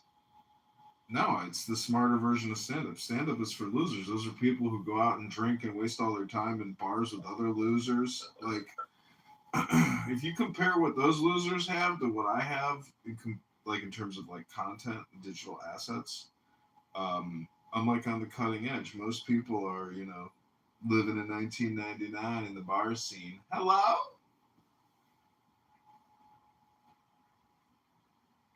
Why do you think so many people are trying to manifest a murder out of this Nolan Wells situation? Because it's like a subconscious boogeyman. It's like a ghetto mythology, or like a Candyman. Did you ever see the movie Candyman? I don't remember. It's like this ghetto murder movie where just like have the myth, the wives' tale about like you say Bloody Mary, Bloody Mary, Bloody Mary. It's the same thing. You Candyman, Candyman, Candyman, and then an N word pops up with like a meat hook and then kills you in your ghetto, low income housing unit.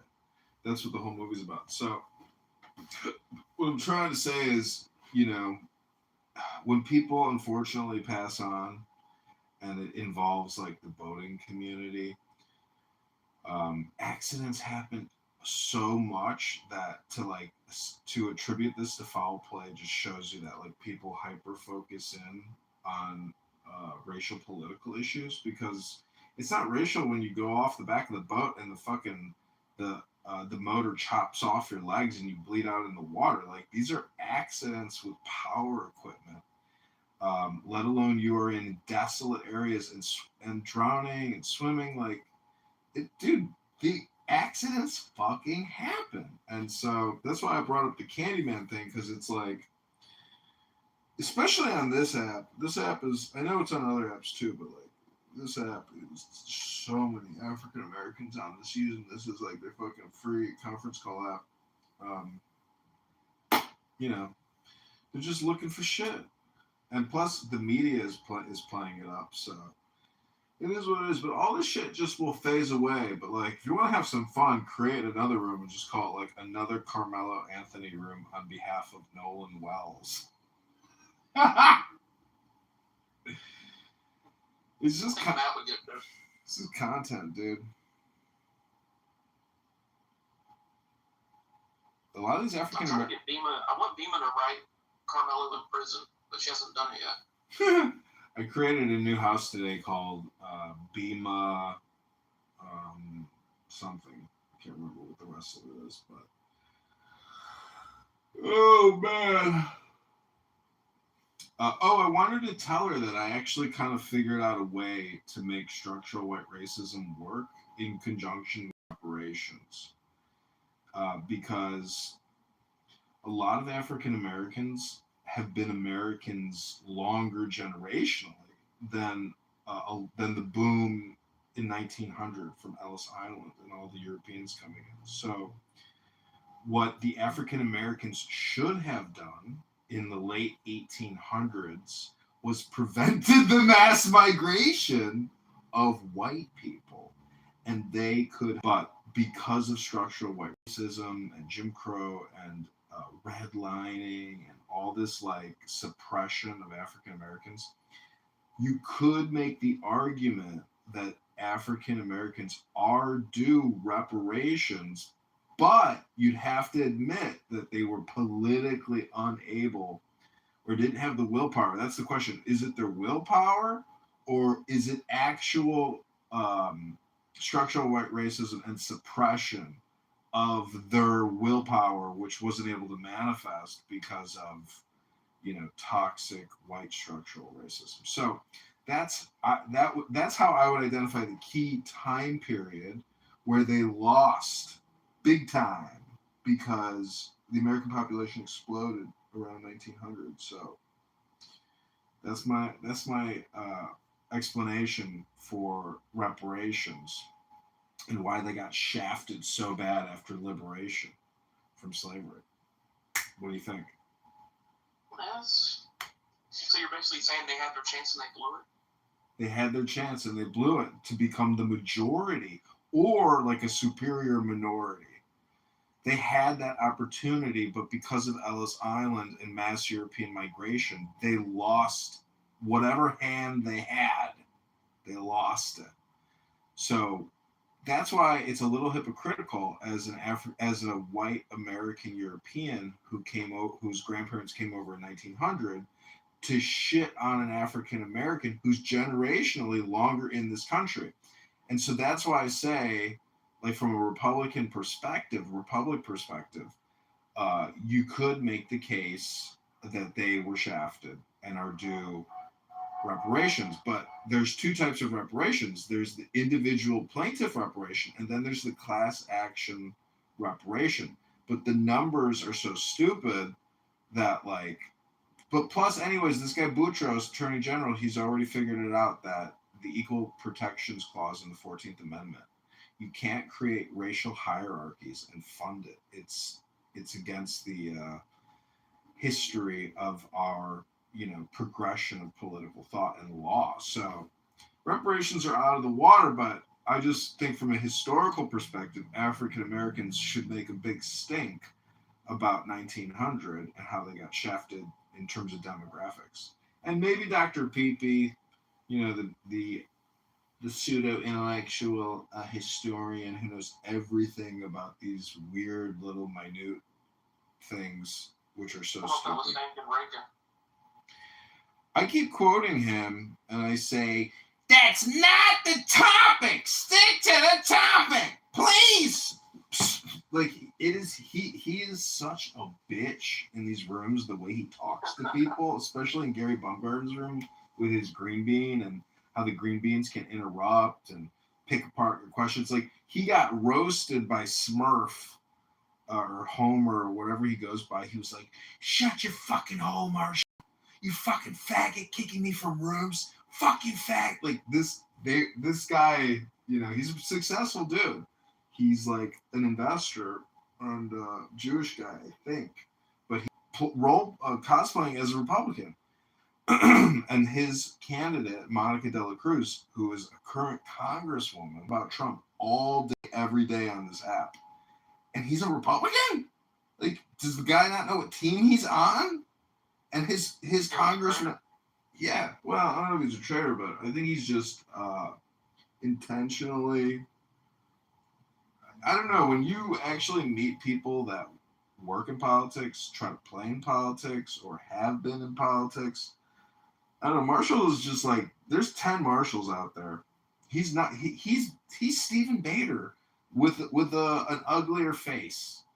I'm telling you, the Stephen Baders and the Marshall Stankin Rankins and that other guy who's a Democrat, they're all just Democrats, dude. They're all a part of the same fabric, cut in ugly different shapes. It's like this everywhere, dude. I'm telling you, this country is Democrat. There's so few Republicans. It's unbelievable. But anyways, back to Nolan and his event. Do you feel sorry for being white? Or guilty, I mean?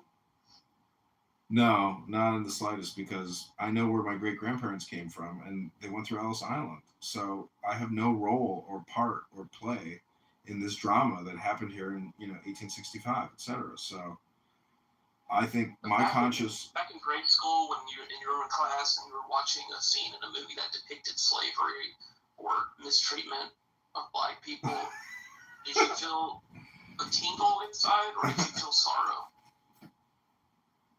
Well, I didn't really know just how brutal African American slavery was in this country, like with the masks and like the neck devices and a lot of stuff. And so as a child, I just had no feelings because I was never really shocked with the truth of slavery or punishments for slaves that misbehave, etc. Like, I mean, have you ever thought about like what it would have been like to own a plantation and you had 300 slaves that worked on your plantation and you had to basically run them industrially, psychologically, physically, mentally, nutritionally, housing, clothing? Like, they're your horse that you have to like take care of, because each slave is worth like $300,000 at the time in today's dollars. So you have basically a robot body that you have to treat well to preserve your I don't investment. think they were worth that much. I think they're probably like 40 to 50,000. You could look it up. I was shocked that it was like in the hundreds of thousands. Yeah, because think about it. Like getting a robot from Africa is expensive, even back in 1865. And like, if your plantation is doing $1 million plus a year, I don't know. Anyways, you could like run the numbers, but I've read that the average slave got to keep more in his or her productive output than the average taxpayer gets to keep today.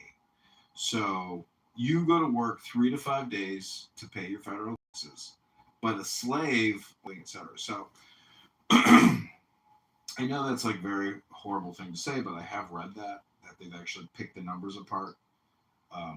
And statistically, slaves got to keep more than your average income earner here today. We're paying almost 50% in taxes at this point. Hello? They got to keep something. That's why I said the owner would have to kick back some of that slave's revenue generated to preserve the well-being of that investment to maximize. Oh, to me, reinvesting. I thought you meant they actually got no small wage.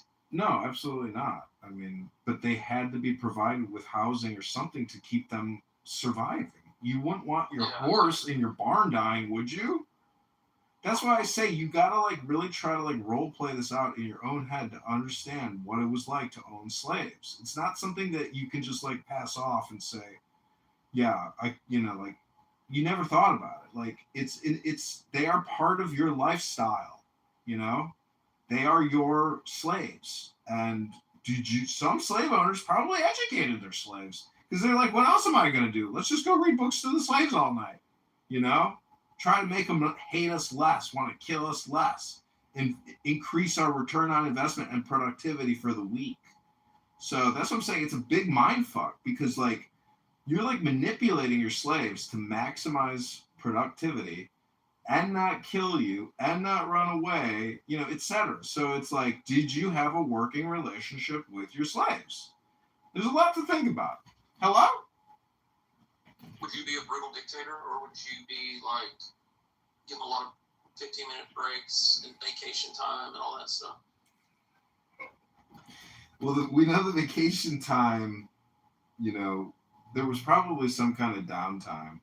But I bet you a lot of these slave owners used Christianity. That's about it. What was that? Yeah, Christmas, one day. Yeah, one day a year, not even New Year's.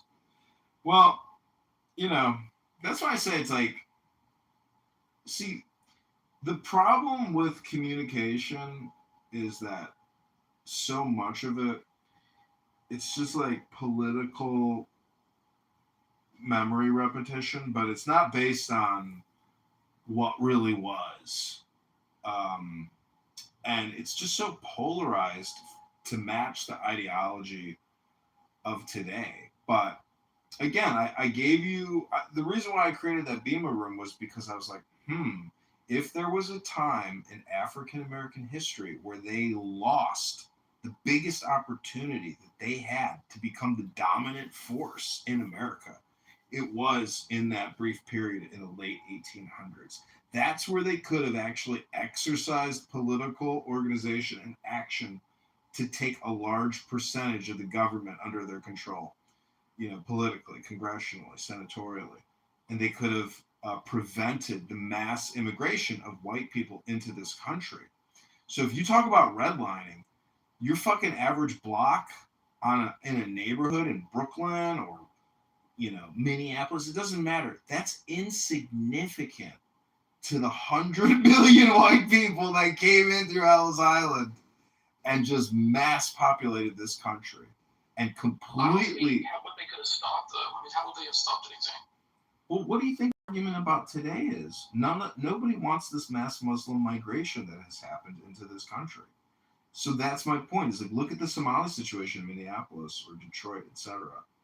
And they forced, and America could have become a black superpower, but it didn't happen. And that's what I'm saying is all these arguments are insignificant compared to that loss. All this bullshit about redlining and Jim Crow. I don't understand what you mean. I'm saying that after liberation, slavery, the argument would be is that they were prevented from becoming a political organized force in the government, and then all the mass white migration at 1900 completely destroyed the opportunity for the African Americans who are ADOS liberated to become political and economic power in America and share that, not even equally, but like either less or more. But I'm just saying that the mass migration in 1900 is the key point in economic history for African Americans to make claims and liability claims for class action or individual lawsuits for reparations.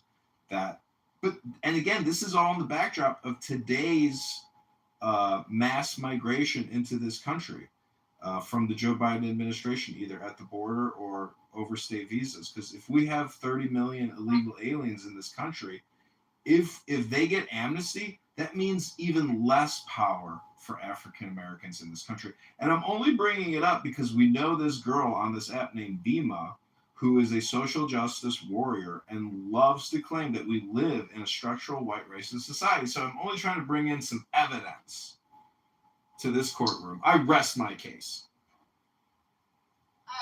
You gotta look at the time. You talk about early 1900s. I mean, black people did try to build their own communities, and each time they did, it got demolished by white mob. You're talking about lawsuits and all of that. You really think black people were gonna win a lawsuit in the 1900s? Class action lawsuits? No. Well, no, they didn't have the political capital, the intellectual capital, or the organizational capital needed to do something like what Kitover's saying.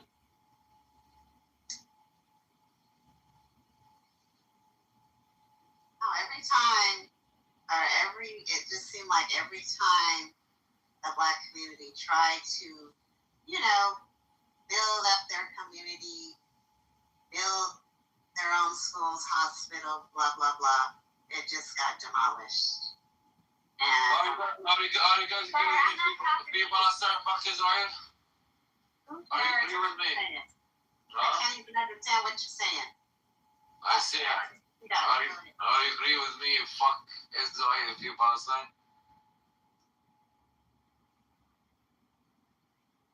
Why are you muting me? Let me talk.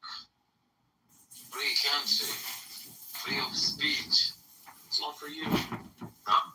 See that? Not for you. The other thing about... What the fuck are you first? I'm an Arabic nigga. I'm a fucking Arab. Afwan Habibi. Let me finish your point, is that America is not a democracy.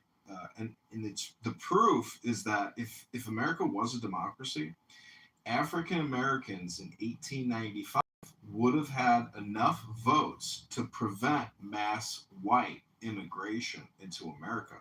Therefore, we have a spends money in an undemocratic way, where we do not have individual liberty, and we have this like super blob that has always been operating outside of the ordinance of individual will or individual democracy. So that's the reality of political industrial complex, and that's the explanation on why blacks have been redlined and delegitimized or have suffered in comparison to, I guess, the per capita of white people. Because if you buy yearbooks on eBay from America in the 1920s, 30s, 40s, 50s, you can do that. Yeah, you can. And you can actually see the demographics of the classrooms at major universities or high schools, etc.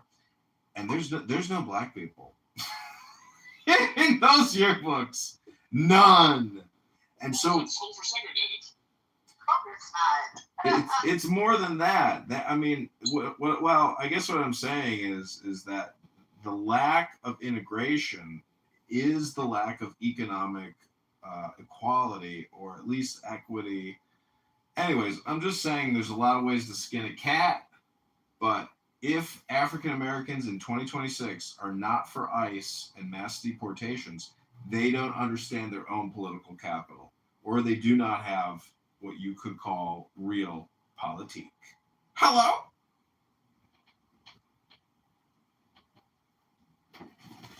Black, do you hate white people sometimes? Did you say? Do you sometimes hate white people? No, I don't hate anybody. I dislike people, but I don't hate. I don't have hate in my heart. I do dislike. For me to hate somebody, it has to be real bad. I don't even hate Pepe with his ignorant ass. But I dislike a lot of people. Do you ever have fantasies of torturing white people? Absolutely not. And that's the thing. When I see anybody get tortured or hurt, that hurts my heart. I don't like to see anybody, white, black, Latino, Asian. I don't like to see anybody get tortured. And so that's what I'm saying about black people is black people cannot, in my opinion, and my factual opinion, really, because I believe it's fact, black people cannot be racist. We don't have the capacity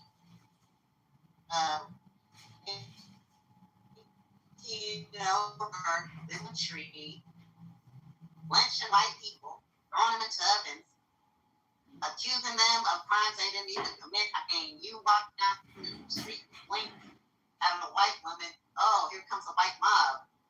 You're convicted and killed or lynched. A lot of people really need to, go to YouTube, look at some of the cases where black people have been convicted of some of the stupidest shit in this country and killed. Well, I just want if you. It's bad too because I heard about the lady and her husband. Her husband got lynched over some land. I think, and last name was Turner, I think. And then she spoke up about it. And then the white mob came to lynch her, and she was pregnant. Not only did they torture and lynch her, they cut the baby out. And I understand is why a group of white people would sit up there and just watch somebody get tortured and have smiles on their face, and it's really demonic. It's hate. It's hatred.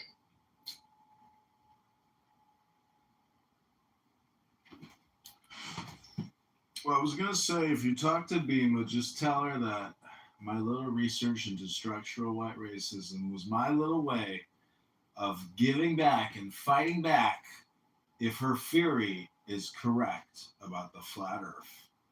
But regardless of how I was born at my birth, or what the truth of the earth is, or what my death will be, I did my part today on behalf of Bima. Thursday, July 23rd, 2026. I stake my claim on the late 1890s as being the historical apocalypse of the African Americans in America. What is her belief again? I'm sorry. Bima, what's her belief? She thinks that we live in a structural white racist society.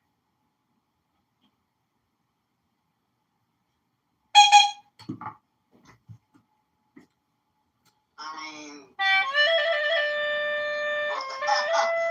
don't think so? Well, like you said, Beaver asked you if you have ever hated white people or disliked white people, and you're like, no, I just hate and dislike annoying people. It has nothing to do with white skin, black skin, purple skin, brown skin, green skin, pink skin, red skin, brown. Like, you get my point? Highly annoying people transcend racial consciousness. You just want to get away from horribly obnoxious, stupid, annoying people who waste your time and got stinky breath and stinky armpits, and they fat and they nasty and they annoying. Am I right? Am I right?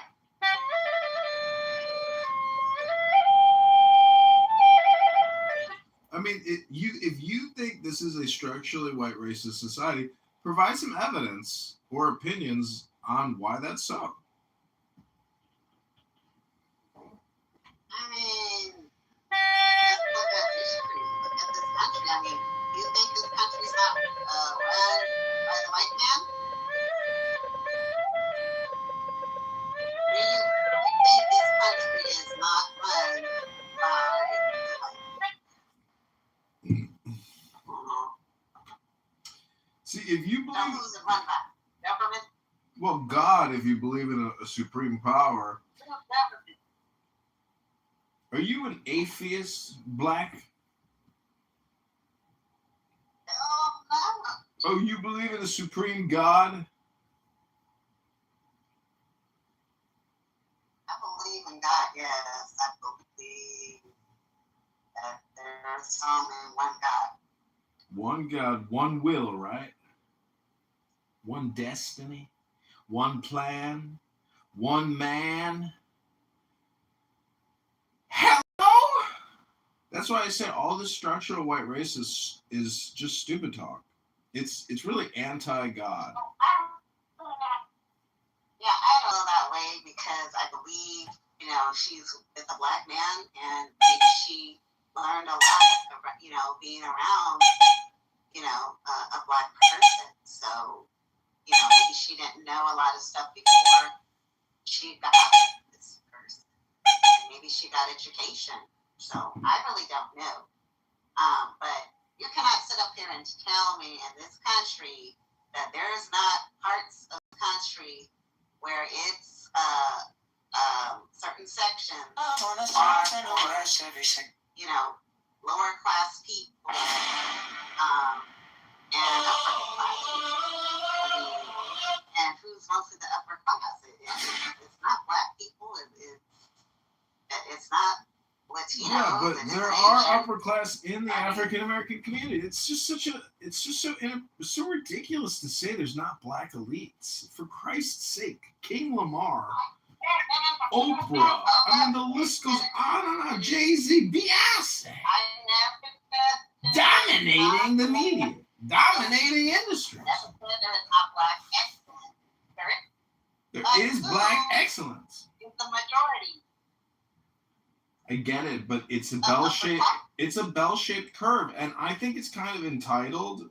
I think I've come to the conclusion that people on Clubhouse are extremely entitled and privileged because there are people that can come here 40 to 50 to 60 hours a week as if they're fucking rich.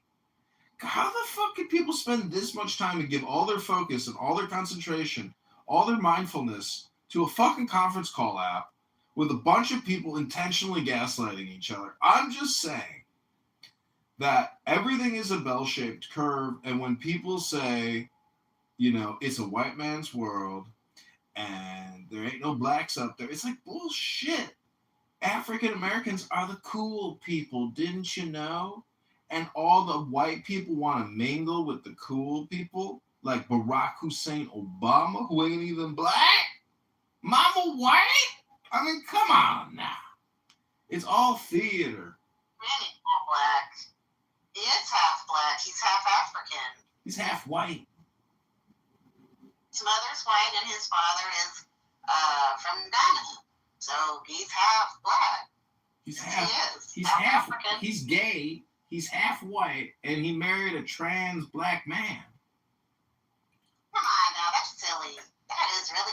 You guys are painting this narrative about Michelle Obama. Why is Michelle Obama eating Altoids with George Bush, a war criminal? Like they're besties. And they're supposedly opposing political... Come on. It's a fucking theater show. These fuckers organized, controlled, manipulated. Obama is a white man's Uncle Tom. He's George Bush's Uncle Tom. He's George Bush's CIA bread and butter mind control project with a trans husband. I know it sounds ridiculous, but prove to me that Michelle Obama is the mother of those two children. Never seen a pregnancy photo.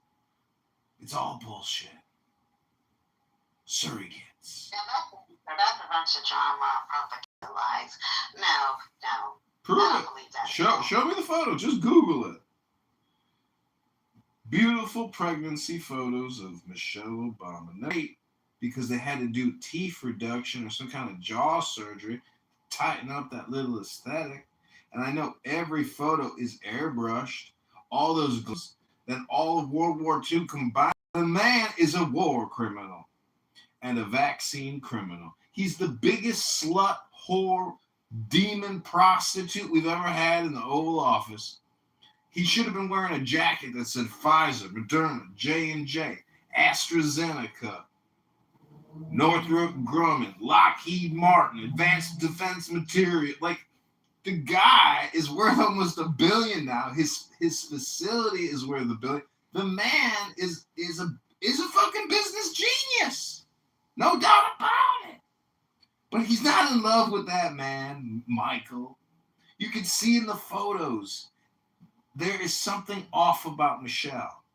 And we live in an LGBTQIA+ world where trans is everywhere. The governors are trans. The congresswomen's are trans. The military generals are trans. And you mean to tell me that the CIA, the biggest organization on the planet with $100 billion a year operating budget, ain't gonna squeak out a trans, first lady? Come on! That's what's happening here. I rest my case.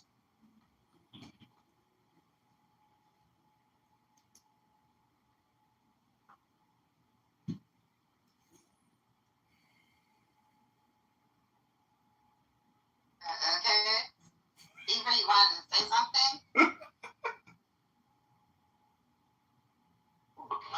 Hey, I'm out partying right now, man. I'm out with the white folks right now, man. This motherfucker busting down here. I gotta go to the audience. Oh, damn. Pick me up. I can't say too much right now because I'm out. But when I get to the crib, it's busting. Shout out to Peter, man. Make sure y'all follow Miles. What up, Black? What up, hey, you feel me? I'm gonna tap in with y'all in a little bit, though. I'm out partying with the white folks, you feel me? No cap.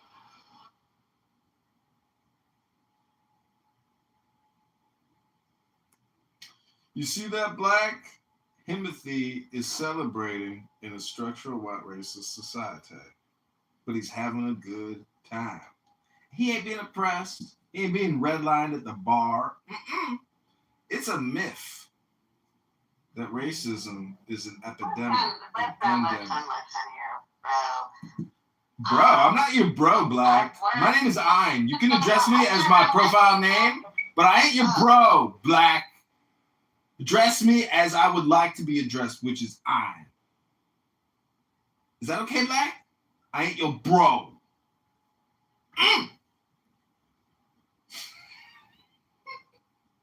Yeah, okay. Anyway, as I was saying, I go to work, I'm around white people, and I'm not oppressed at work, even though I do believe certain areas, there is biases, but, I'm around white people all the time. Am I oppressed at work? This world. So, you can, but I'm not. A big rush. Powerful rush. Well, you're putting words in my mouth. Neuro-linguistic program that helps people along the way. Because I ain't got all day to argue with you. You angry. I'm happy. Leave me alone. Yeah, I heard you earlier. You're just trying to downplay. You talking about the master. When he owns slaves, he made sure that they had to be taken care of. That was scraps. Have you been on a plantation before? Have you seen where slaves lived? Come on, bro. You gotta No, I have been on a plantation, and I've seen slave quarters, and I've seen slave auction markets. Oh, I know. It's horrific. I mean, the experience must have been awful, traumatic, terrible. Couldn't think of probably a worse situation to be in, from the get go.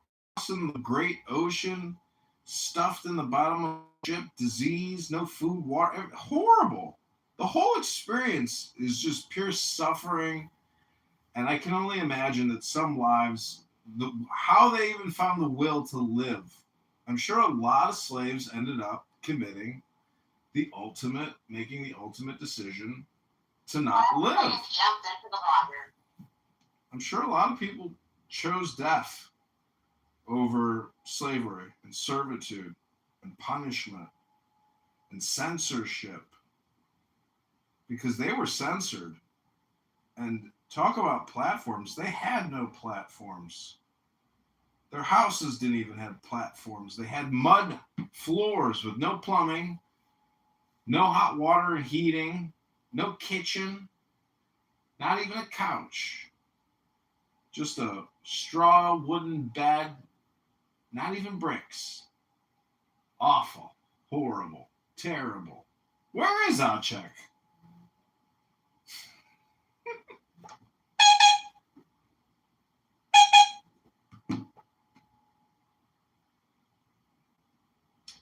So, Black, are you in the know about Nolan Wells?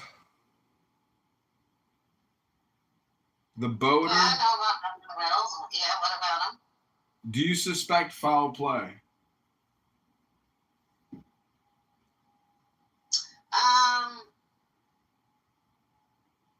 The only foul play, not directly onto him, the only thing that I feel is they knew that he had drowned and they just left him. And that's just the bottom line.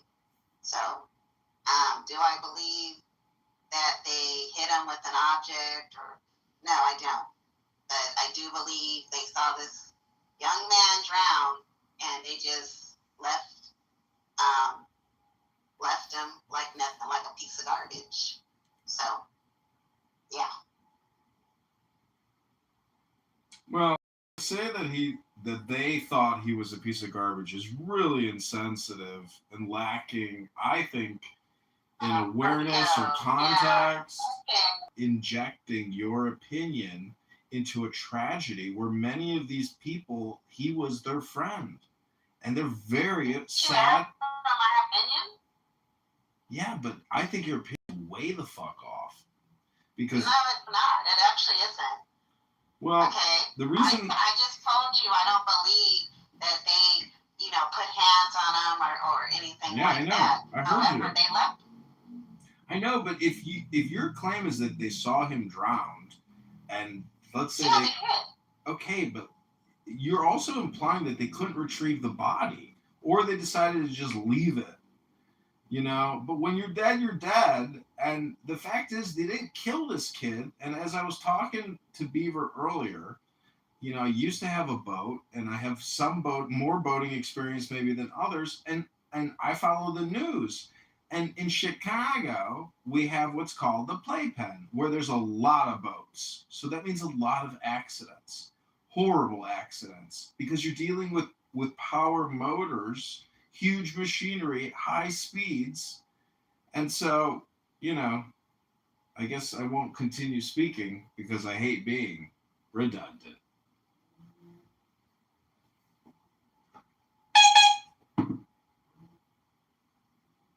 At the end of the day, bro,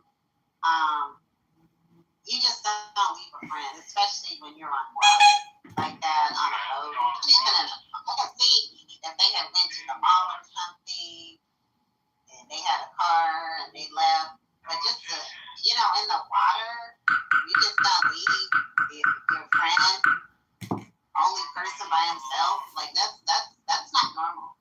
That is not normal at all, and that's just the bottom line. I mean, your intuition could be spot on, but it could also be off that I mean, I've never been in a situation like that where somebody, you know, that you knew, because I've seen the videos of the kid on the boat. Like, he was part of the crew. And I've seen the cross-examination of these kids, the depositions and subpoenas, and the black lawyer asking all these questions. It's, you know, you got to be a little, I guess, aggressive to try to see if you can get a reaction, to try to find some kind of truth or something. But it's my opinion that this topic is very much like Carmelo Anthony, where black fragility is really what's at stake here. And this poor kid's death is being used for political communication to kick a dead horse for no other reason than lack of creativity, lack of focus, lack of concentration, and the mythology of structural white racism, and using this poor kid as a piece of evidence in a non-existent court case for lonely, bored people to continue to spam the internet with their bullshit. Hello.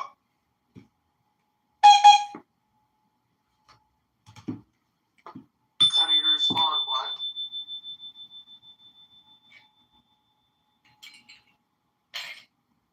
Oh, no, I don't know what to say.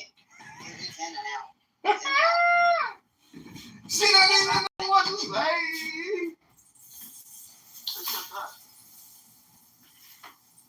What's his name? The black guy who wants to be white. What's his name? I don't know. I forgot his name. Very sad case, Carmelo. You know, it's at such a young age. You know, sometimes our choices put us in bad situations. Like, again, and I'm just gonna say this again. You on a boat with a group of friends, partying, whatever you're doing, you cannot tell me that of all those people, he's the only one left behind. Okay, something doesn't add up with that. He's the only one, nobody else left with him. He's just by himself. Something's not right there. So, you know, it is what it is. It's sad. You know, I hope they find the truth of what happened to him. He does deserve justice. Those are not friends, because nobody should be leaving anybody behind. I don't care if he wanted to stay, then some of them should have stayed there with him. You don't just leave off of a boat and go somewhere else or whatever, go home or whatever the hell they were doing. Have you ever been on a boat? There's a lot of mosquitoes and a lot of spiders. What? What'd you say? I said, if you ever been on a boat, there's a lot of mosquitoes and a lot of spiders. Okay. So what are you saying? That could have been one of the determining factors why they decided to head back to port, to the dock, because they were like, fuck it, let's get out of here. There's a lot of mosquitoes, and I'm getting bit up. Fuck. And there's a lot of spiders over here. Fuck, let's go! Okay, well, I thought the boat ride was pretty long, so if they knew all that, why even get into the boat?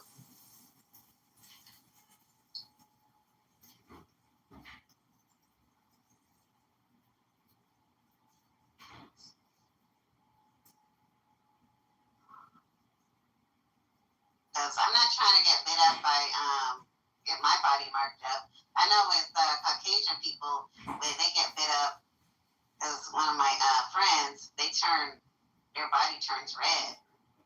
Me, I got all kind of dark spots on my body when I've been bitten. So, I wouldn't want that to happen to me. We just stay off the boat and play in the water and sand.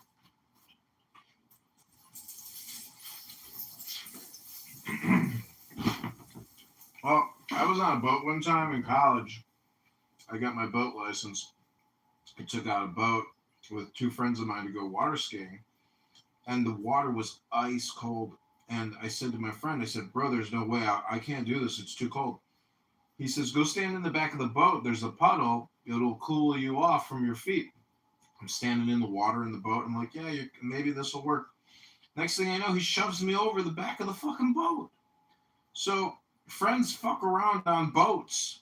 People get clipped, you know?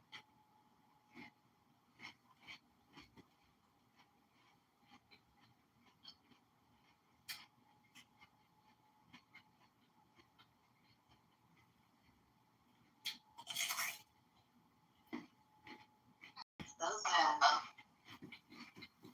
oh my God, I didn't see you come in. What's wrong with this cow? Hold on, black girl.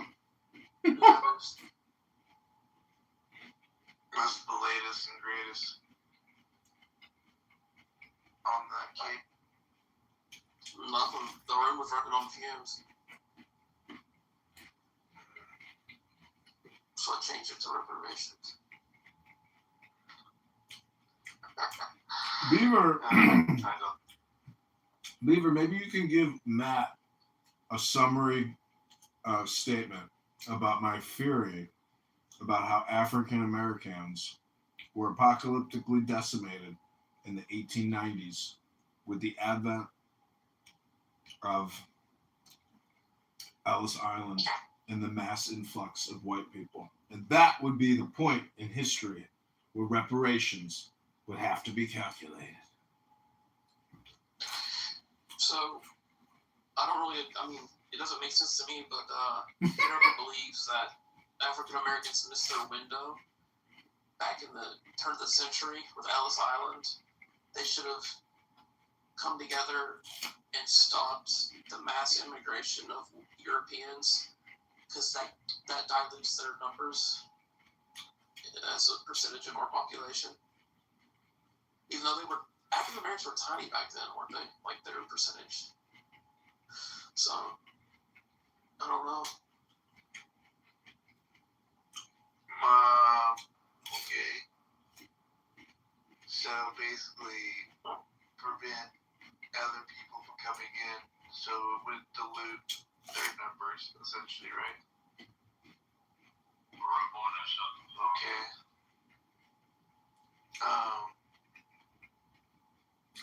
I don't know. I'm not African American. What have they said about it? I don't think Black understood it either.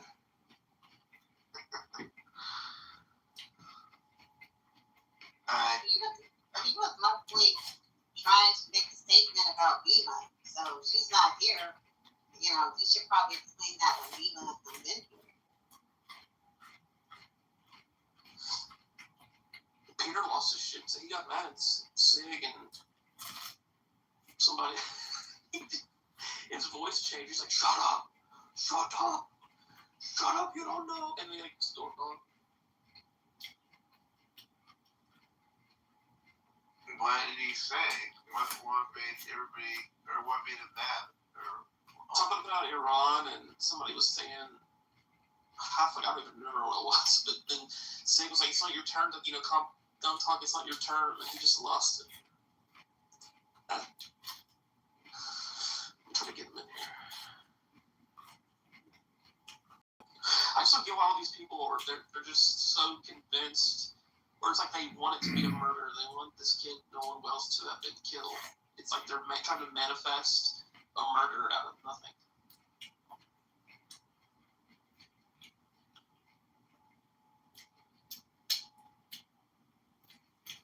I mean,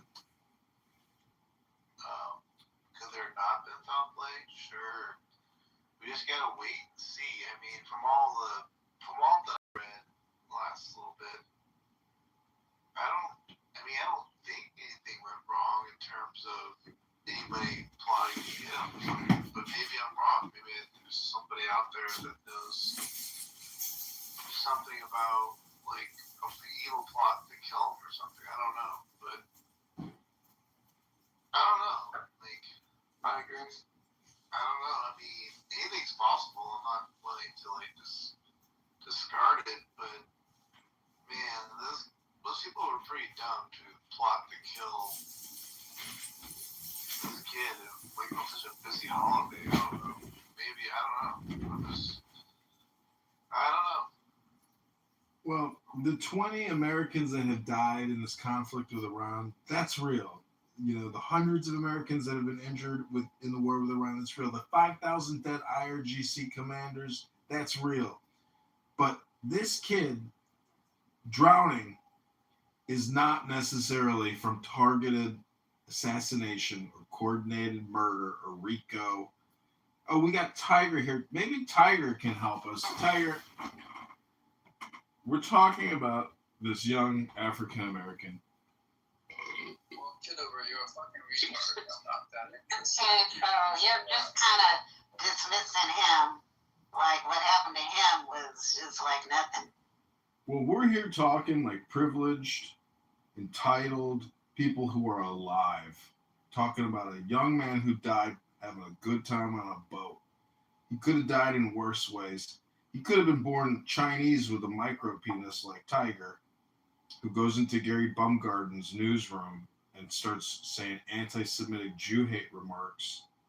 What a racist and a bigot and a xenophobe and an anti-Semite. Shame on you, Tiger. And whoever your girlfriends are, I'm sure they're disappointed when they see a Tic Tac in between your yellow thighs. I rest my case. Wow. Mary, come on up. Exactly. The power of the Tic Tac crush.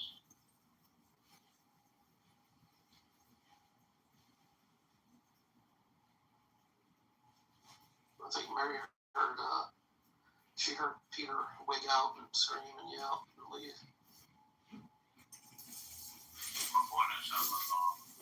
Oh.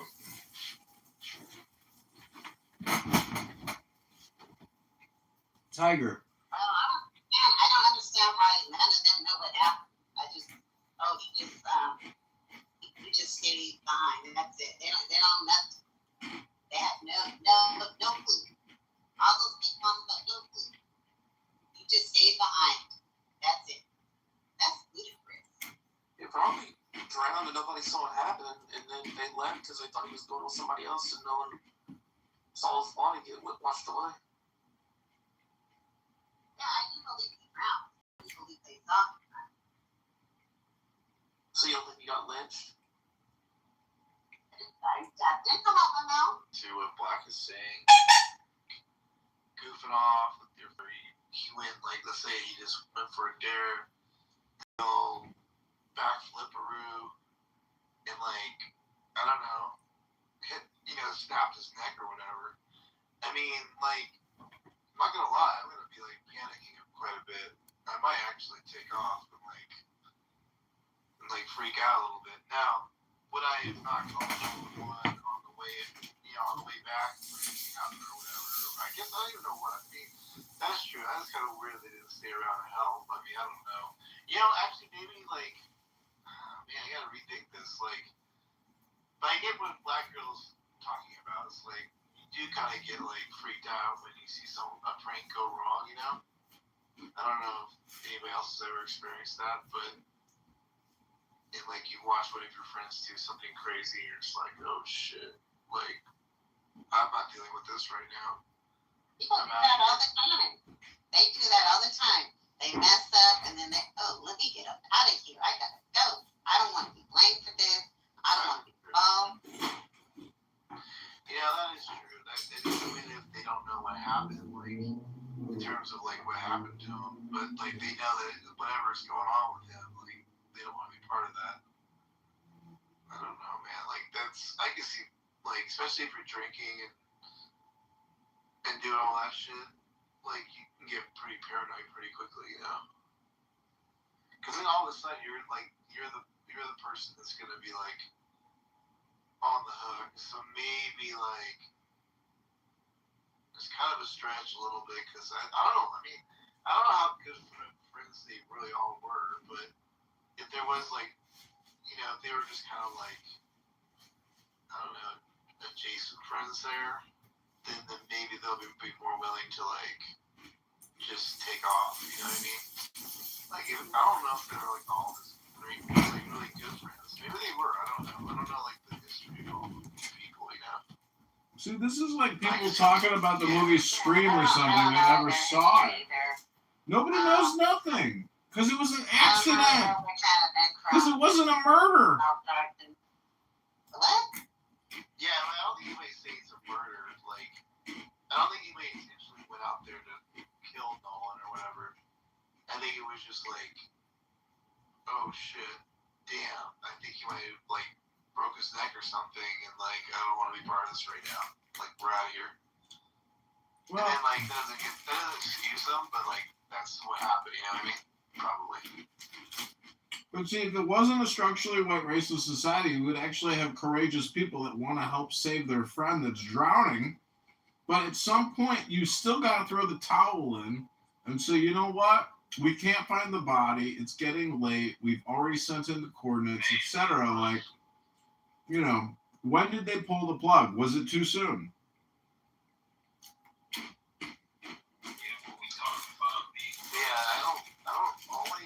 I mean, the search is part of it. Did they search all night for it? Freak out.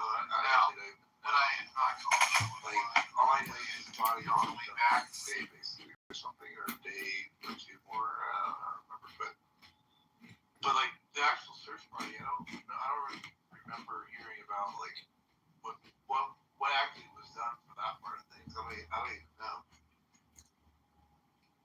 Yeah, I don't know either. I don't think. I mean, because it's dark, I don't know if they could be, you know, looking in the water in the dark really good. So. Exactly. I don't know. Yeah, absolutely.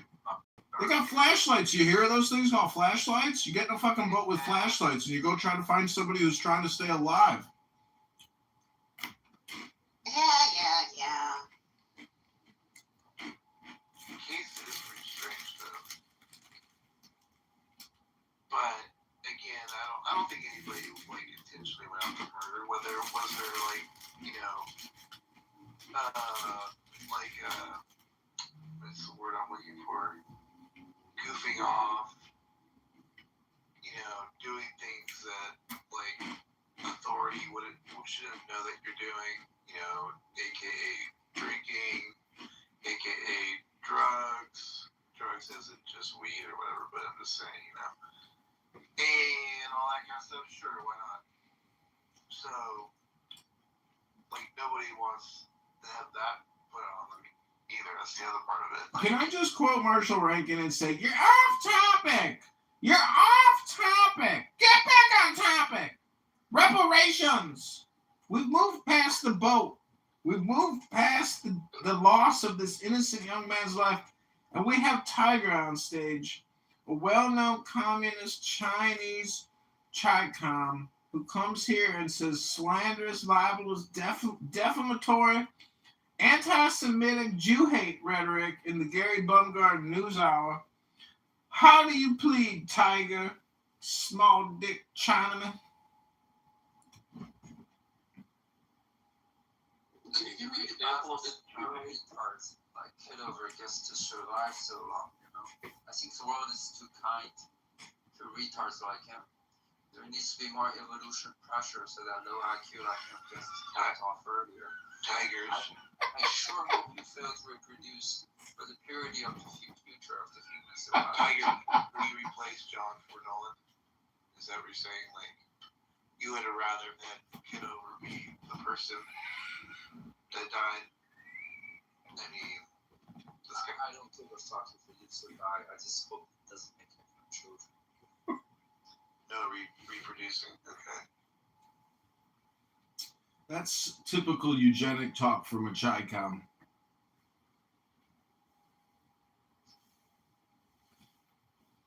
Norm hasn't been in here since I told him to go eat worms, and then Pepe, he's really pissed at us. Well, what the fuck y'all do to Pepe now?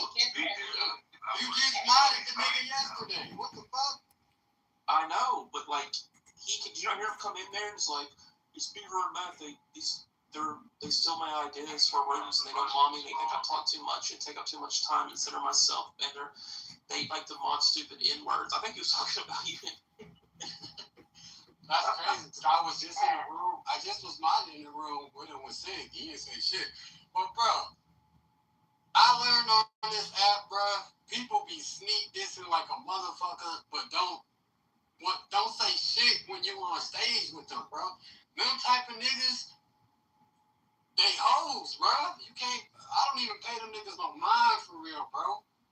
But it's crazy that he feels some way because you just modded the nigga last night. Like, that's Well, crazy. I modded him because I knew he would fight back against that one argument, and I was too lazy to do it.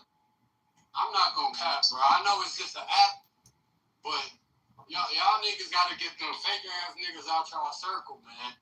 I know it's just an app, it's just Clubhouse, that shit ain't serious. But that fake ass shit, that shit not cool, bro. Like what Beaver did? No, I'm just talking in general. Bro. I'm talking about Petty right now. If he feels some type of way, I mean, I don't know how. You just was fucking with the nigga last night. Like, I'm cool with Beamer, but I just don't like the fake shit. Like that shit fake as hell, bro.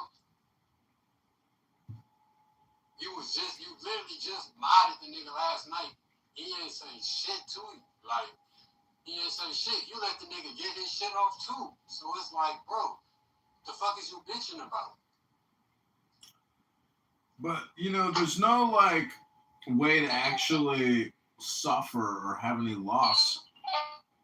And the crazy shit is, y'all be telling me motherfuckers, all these people be feeling some type of way about me, but it's crazy because I be feeling like motherfuckers, I be looking in the comments and in the chat and shit, motherfuckers be like, bro, I fuck with Timothy for real. Like, Timothy know how to moderate for real. Like, I feel like I know how to moderate for real, bro.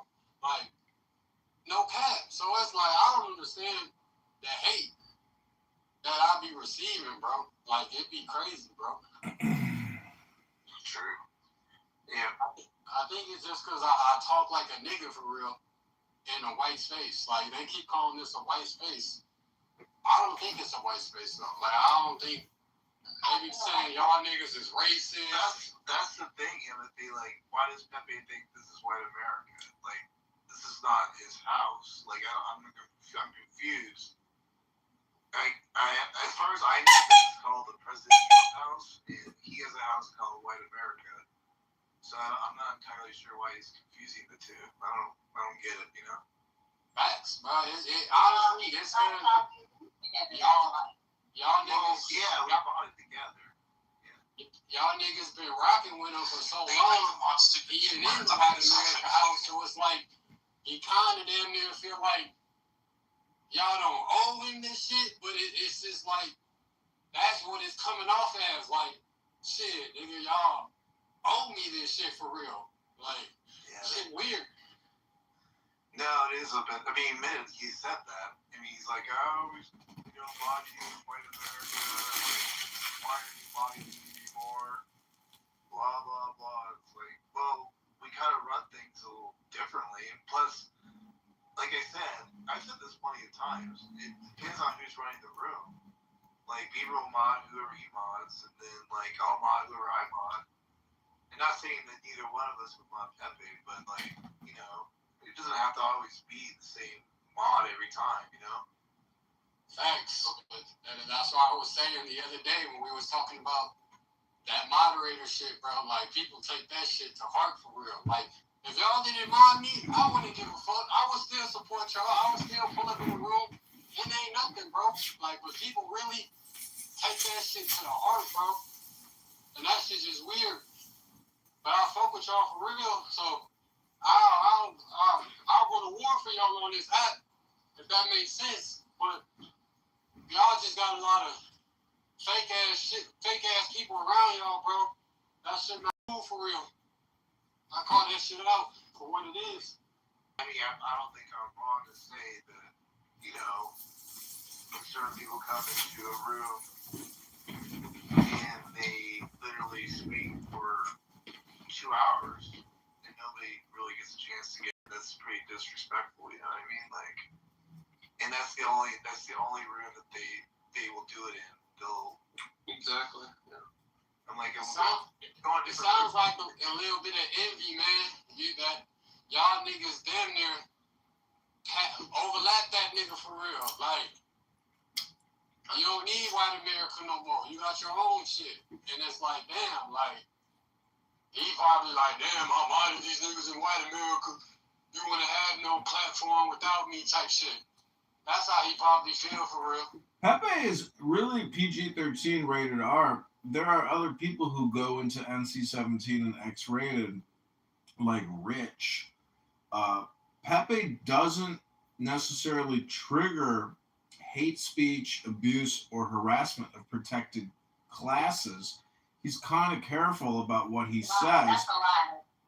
That's cat, bro. Like, don't get me wrong. He called me a nigger. Do you understand that? He called me a nigger. See, the thing with Pepe, he knows how a black man stand up for me in that space. He disrespected me to the fullest. See, that's the thing, Black. When Pepe a moderator, I can't really say too much for real because I respect people, other moderators. Like that's at least how I come from. But Pepe knows. One thing I would say he knows how to do. He knows how to fuel a crowd, especially black people. So it's like he knows how to fuel black people to the point where they gonna say some crazy shit or they might wild off, but in the same breath, he could derail a room too with all that bullshit he be saying. So it's like you gotta be. It's like a coin for real, like, and you gotta be careful with that shit. But I just feel like he getting jealous of y'all for real, bro. I ain't gonna cap. Yes, he is. You're the one. Like, that's the thing. It's like, obviously, he does that show. Everyone's fine. Everybody, I believe everybody speak. And I still will, obviously. He came in right now and let him speak. I just thought they were being now. The thing. Like, especially about a lot of discussion. There's moments to do stuff, and there's moments not to do stuff. Trying to like, come on now. And, like, I don't know. Like, honestly, my ears were, like, I was getting, not my ears, well, my ears too. But I was actually getting a headache, like I was telling Beaver. Like, I literally, all the screaming and yelling, after a while, I literally was just asking, like, can you just, like, chill out a little bit? Like, it was, like, literally gave me a headache. I didn't come on this app the other day, so, you know, it is what it is. But I have I have nothing against Pepe. It's just, I gotta run this show, you know? Facts, man. It's so shit, bro. And I think all the other people, even though you feel me, you shouldn't even give a fuck about what the next nigga or the next bitch feel about you. But I feel like when people say, "Oh, Beaver's racist" or "Matt is racist," I think that just stems from you being around Pepe and moderating Pepe and letting Pepe just get his shit off. Like, I don't racist at all. Like, I don't get a bit of racism from y'all, for real. I was gonna be associated with that shit, but you know, it was good to have the topics and like the entertainment and all that kind of stuff. And it still is, whatever, you know. But I already knew that going into it.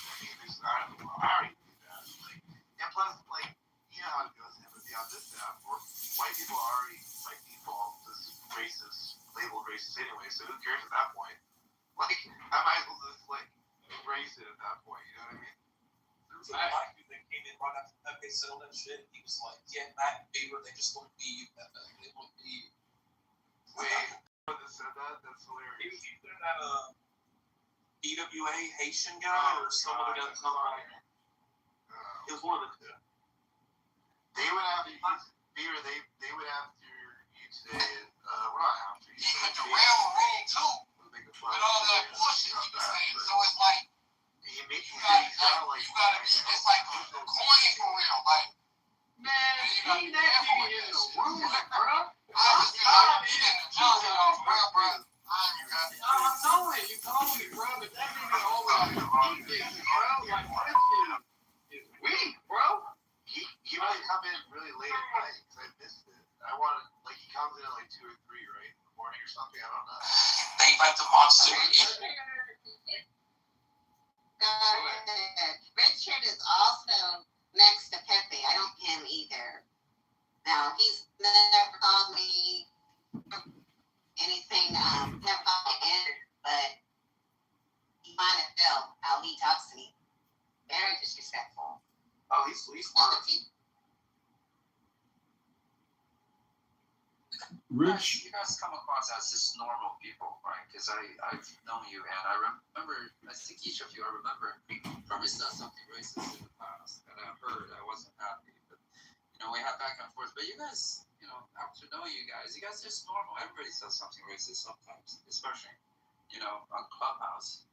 And Pepe is a little bit, you guys are the normal people. You guys are nice people, too. Himothy is a really respectful guy, actually. He's pretty good. But then you get Pepe, right? Pepe is like, I sort of understand him, but he's kind of overboard that he has to get a high out of getting controversy in the room and say something that he knows is going to have backlash, and he enjoys, engaging with them. I think that's a little bit morbid, but even that, I sort of understand him. And he's not, at least with me, he doesn't go too far. But then you get, weirdos like Kitover, who are rich. They're kind of the same weirdos. They have 1 million alt accounts and says nothing of value, but just enjoys being there and say something really stupid. projection mirror has been activated. Their mom not like them or something. That's stupid. I just don't understand outliers like this. Tiger, I don't understand. Normal human society. Scumbags such as this exist. You reported tonight, Tiger. I think I got clips because of you one time. You're, you know what I mean? But we're all good. And I want to thank Tiger for the shout out, but I really don't like being put in the same square, box, or circle as Rich. Rich can be funny at times, but by God, he is the most highly annoying people on this app because he refuses to stop talking when other people are annoying on the brain. And Rich is one of those extremely highly annoying people. And I'll be honest with you, like, I wouldn't want to hang out with him in the real world. I'm one of those types of retards like Rich. I have to push back and say I am my own special, unique retard faggot, unlike that faggot retard. I am complete. I just don't waste my time categorizing different kinds of shit, You believe in a universal turd. I got it. That's your projection. That's you, China Tiger.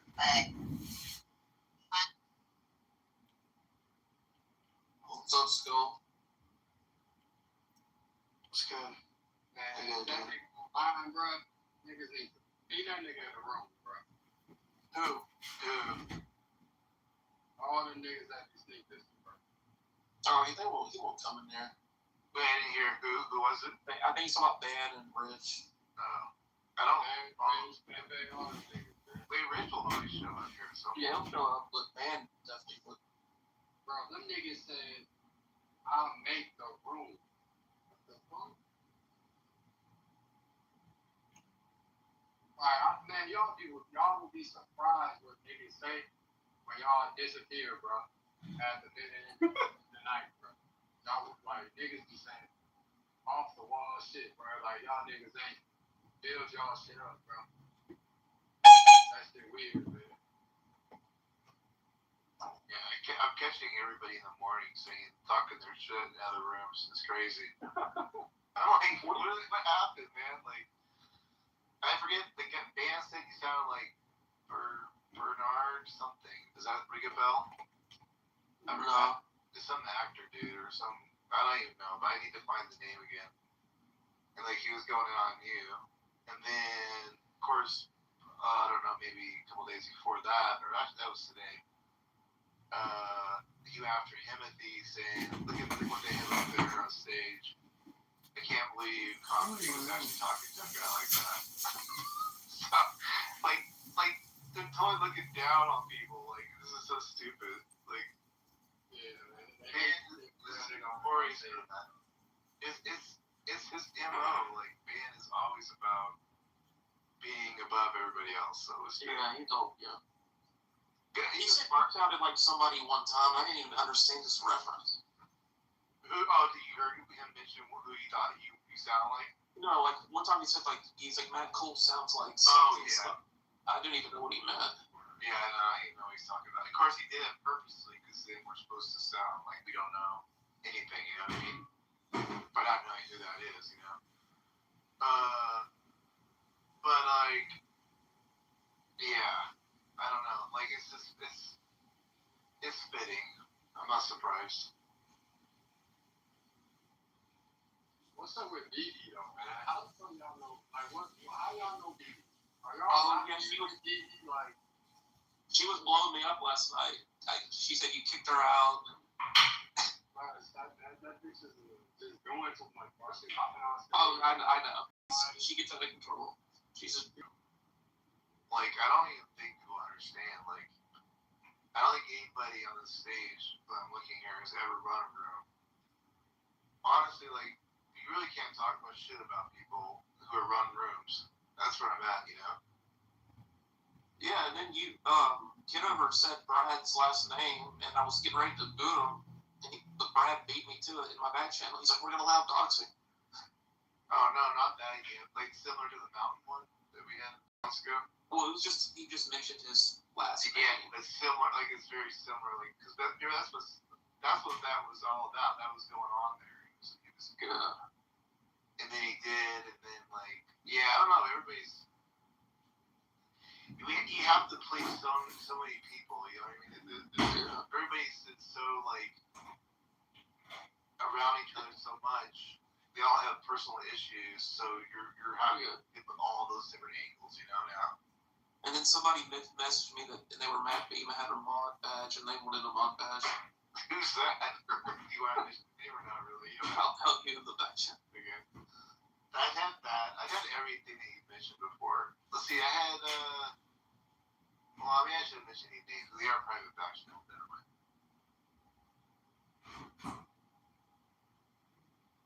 I just want to have a good time enjoying libtards leftist, you know, melting down and suffering during this Trump term. Why can't we have nice things? Why don't they?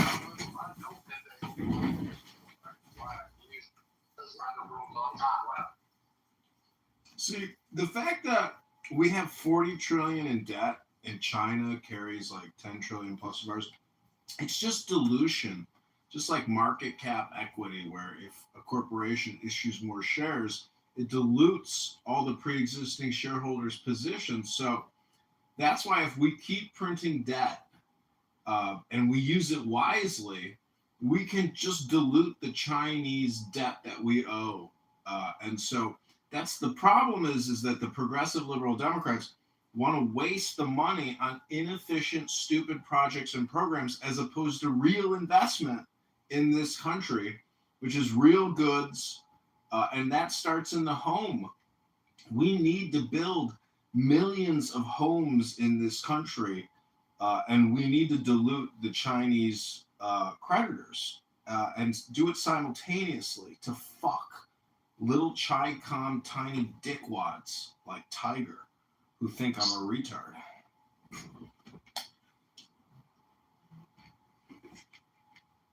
If you actually understood the economy, I would have called you a retard, but clearly you didn't.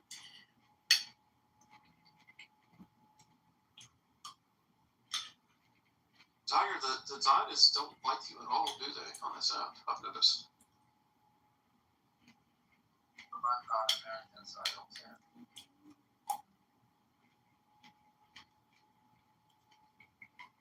I just think it's kind of they got this thing on this app where if you're not American, your voice don't matter for real, which is crazy as fuck. I've never understood that. I always want to hear what people think. Call them out. You don't understand economics. As if Tiger is like the Brad, rip your ass. Do you tell people that you're cool and you use a social audio clubhouse app to like voice your opinions? I don't need to take it from Brad. It's not my thing. He's more star than substance. Who do you hate more, Kitover? Marshall Steak and Rankin or Tiger? Oh, Marshall for sure. What about Marshall or Pepe?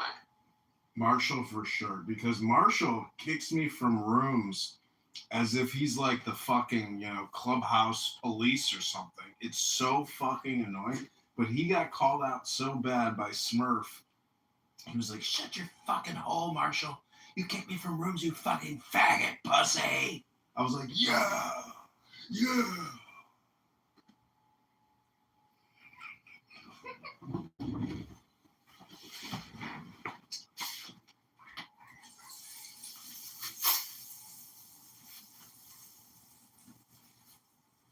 What happened to the newest guy that used to run rooms? I forgot his name, but I don't see him on here anymore. I think he said he was. It's Roger. Roger? Yeah, maybe it's Roger, yeah. He was really like an asshole to people, that guy with the burly voice. And the cartoon I used to be Roger too, because he's also a retard. He's one of those libertarian retards. Yeah, I can't stand this death sitters. Especially during the elections.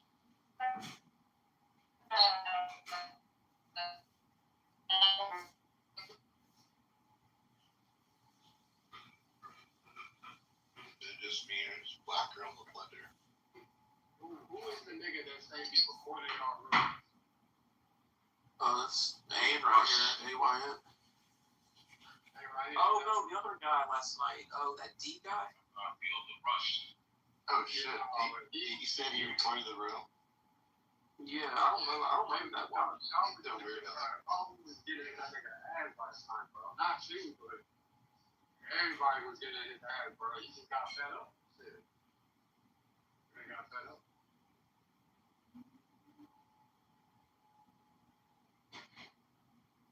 But he fuck with President Trump out for the most part. Like that nigga he be in here all the time, bro. Shit, for a few hours too. He was in another space for a couple hours too, so I'm not surprised he was here for a bit.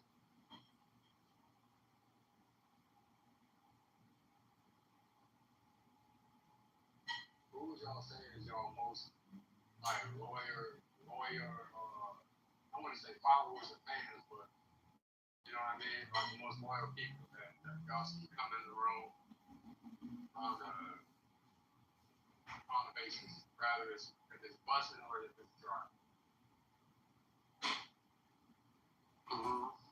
Maybe Wallace or Chloe or Skinny. By the way, I never read Chinese, so I'm kind of thinking, are you doxing yourself? You should be more careful with that. Let's act like you was LeBron James, bro. Yo, address, everybody know where you stay. You know what I mean? His address is on, it's public information, bro. Like, you can pull up to his house, bro. It's like, all that doxing stuff, where people know where I stay, X, Y, Z, bro. I don't be worried about it and that shit, bro. Because I know 98% of people on this app is not going to really pull up for real. And if they do pull up, I know 99% of the time I can defend myself. So it is what it is. Like, but that's just my preference. I know people think differently, but I'm not scared of this nigga, bro. I live in the real world, bro. Like, I done seen shit, been through shit. This is nothing to me.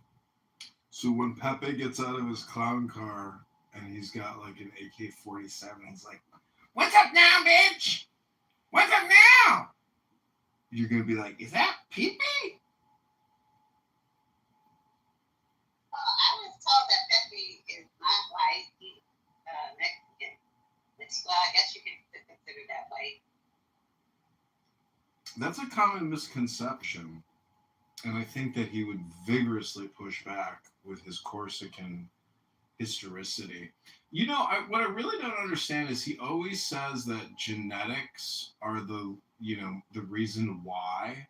And I just do not like that as a response, as if some kind of genetic herd is the reason for X, Y, and Z, the common, statement of it's genetic. It's so meaningless. It doesn't give any context to the situation. It's such a stupid thing to say. Hello? I tend to agree with him, depending on what you're talking, like what features. But see, when you just say genetic, you're just talking about DNA, but that doesn't take in all the conditioning and environmental factors with regards to the genetic. That's why I say it's so meaningless, because culture, language, etc., and how that interacts with genetic. Dude, genetics are like identical, universal. So it doesn't mean anything when he says it. It's stupid. And it's basically, you're just taking a trope or some type of stereotype and attributing it to the term genetic. It doesn't mean anything. Hello?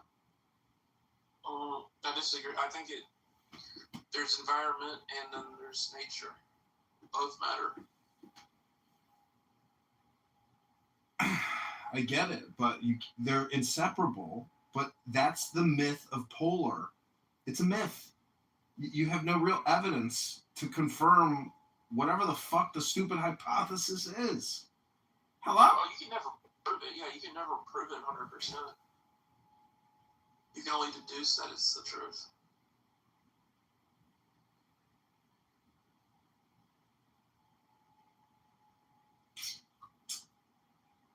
Anyways, reparations.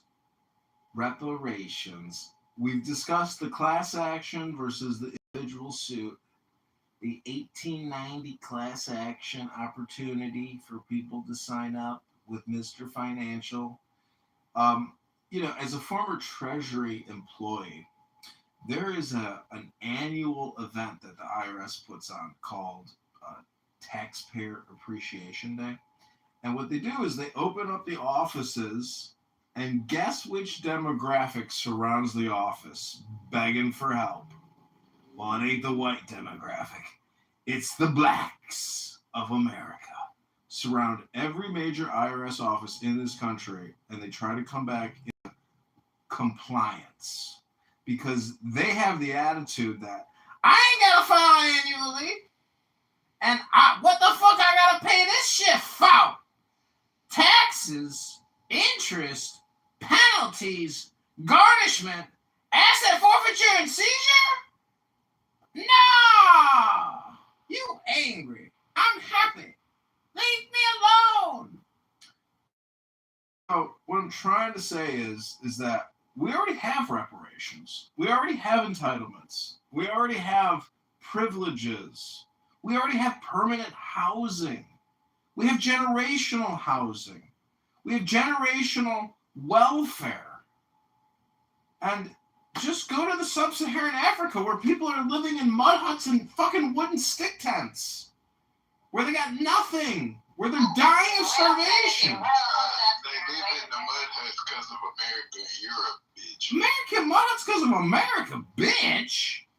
I ain't your bitch. You angry. I'm happy. Can you hear me? Yeah, what is it? Yeah. So if that's the case, then why does this country have so much homelessness? Okay? Well, because so much homelessness out here. Because we got thieves. Okay. We got criminals looting billions of dollars from these NGOs and the government, paying their salaries. They're not using the money to build affordable housing. You should be able to build a fucking 1-bedroom or a studio. You in the Matrix, Black.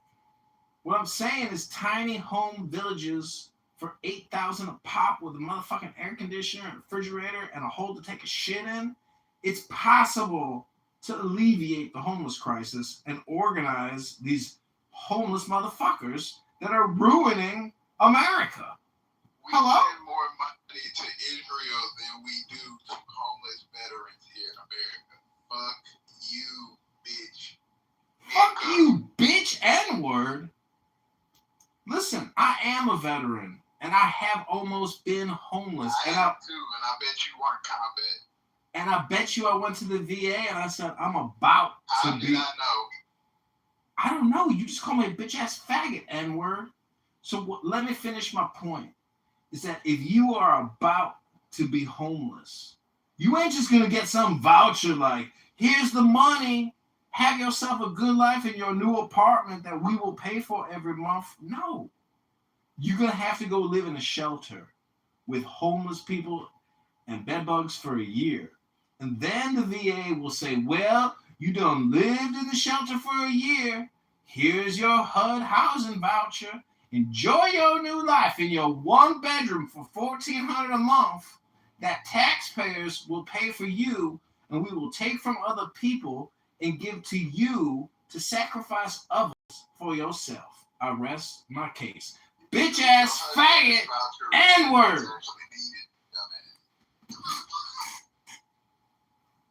California, okay? The rent here is high, it's expensive. People live paycheck to paycheck. Some people just decide, hey, I want to just be homeless because I don't have a bill, so I won't have bills to pay. I just, do a tent outside. I get it. People choose to die in weird ways.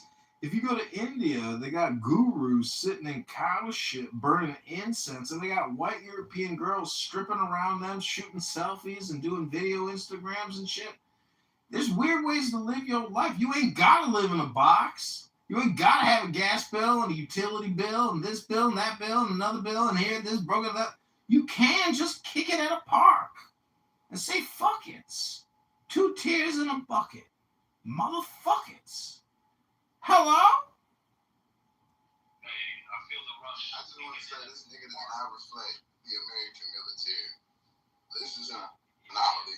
Projection mirror alert says what? Calling me a bitch ass faggot? What was your rank, bitch? I bet you I didn't spend as much time as Lance Corporal as you, bitch.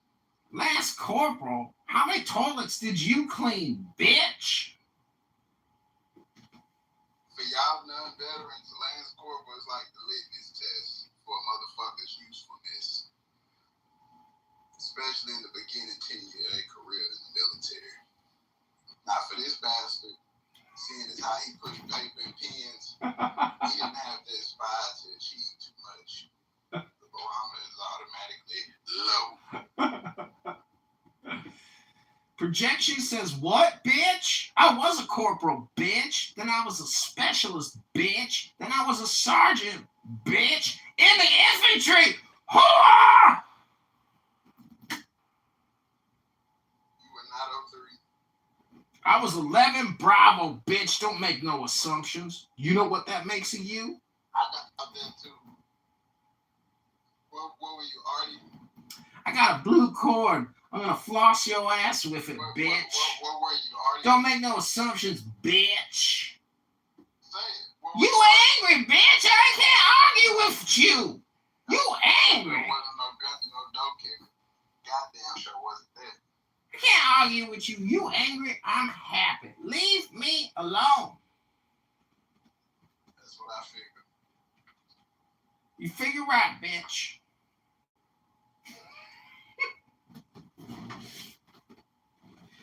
So, if you believe in reparations, well, get in line, motherfucker, because you probably got tax liabilities you still haven't been in paying yet. That's why I was talking about the Taxpayer Compliance Day. When every African American in America that had done filed no taxes for 10, 20 fucking years is like, you just stole my checking account. You just garnished my wages, motherfucker. And I'm here to seek redress on behalf of my government for my lack of compliance and work ethic. Because I got no work ethic and I don't file my taxes, so I'm here for a little reparation. Reparation comes in many forms of factors on behalf of Uncle Samite. And not every program and project which is what is it called? Appropriated when they make their appropriations. I'm just saying that we need appropriations for reparations.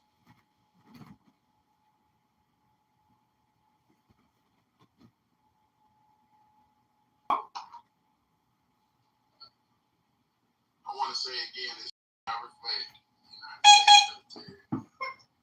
That's because you on a conference call app called Clown House, motherfucker. Lance Corporal.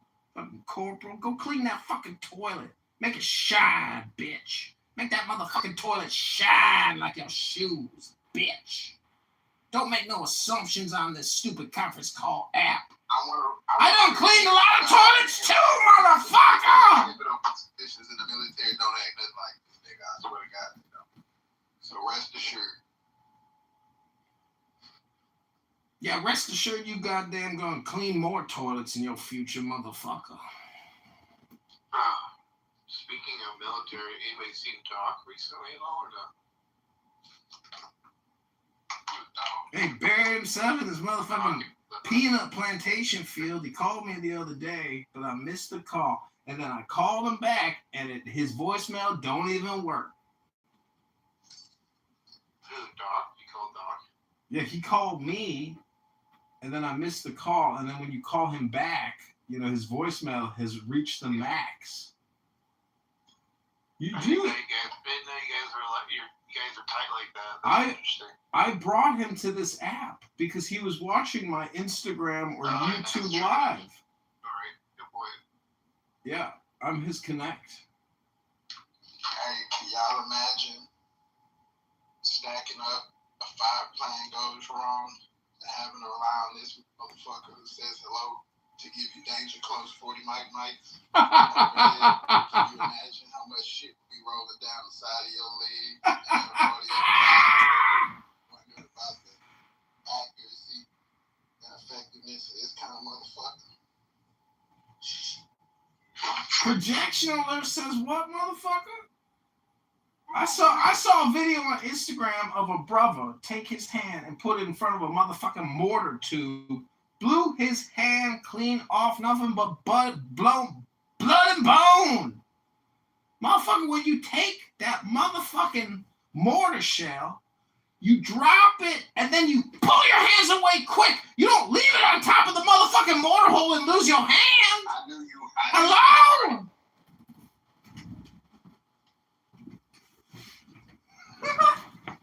What he's saying is, Marty. He was probably autistic, basically. He was going, listen, he said he's really too scared to get up close and shit.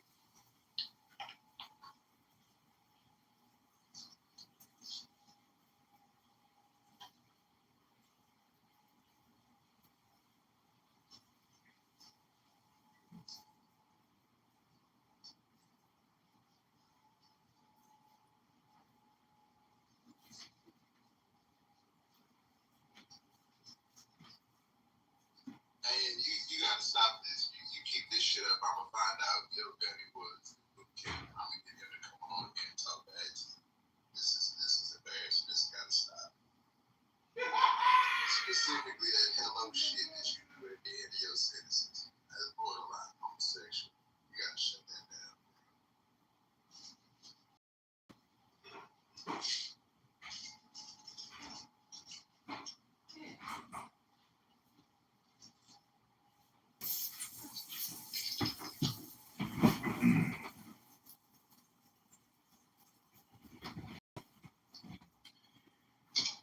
We back at the reparations table. Anybody wanna make a settlement offer?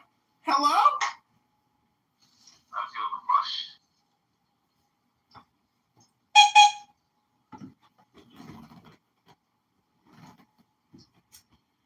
Well, reparations was canceled because you can't have a racial class hierarchy of federal distribution payments. Sorry, everybody. Reparations is officially canceled.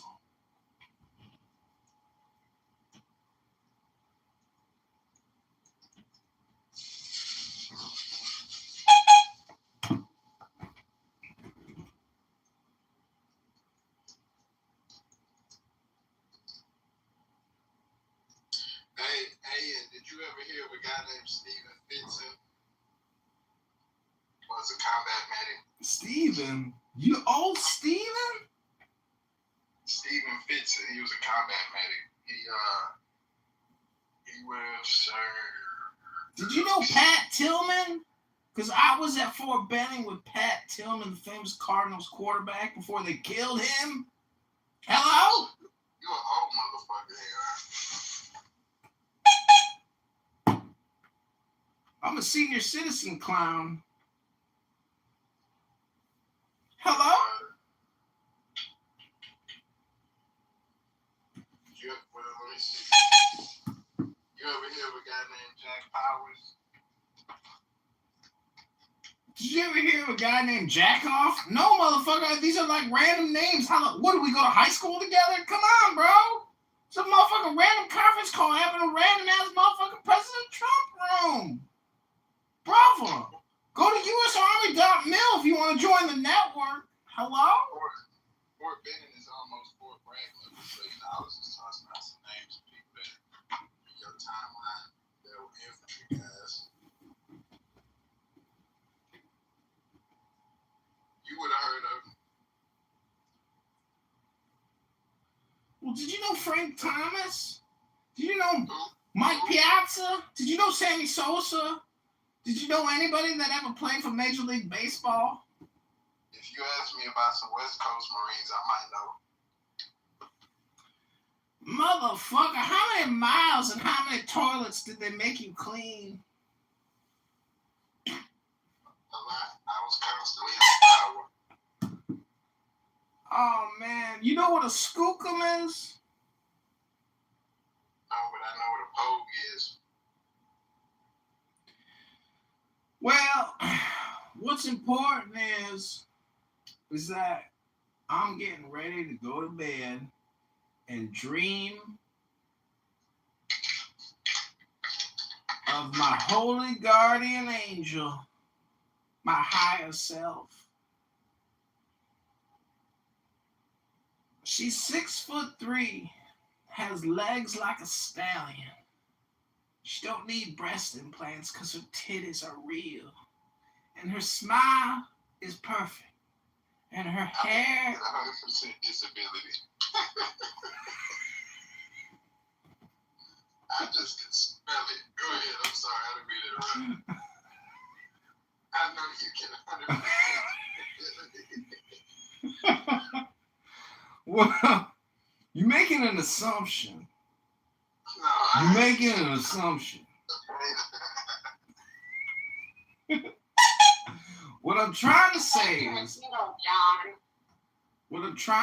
is, Uncle Samite has deep pockets. And if you just need to ask your Uncle Samite.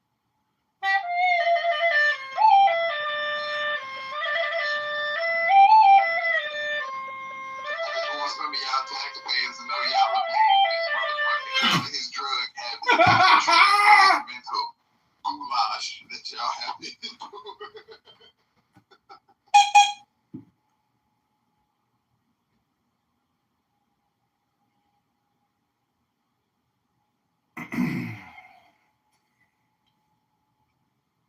Well, when I was at Fort Huachuca, this black female major was like, get up!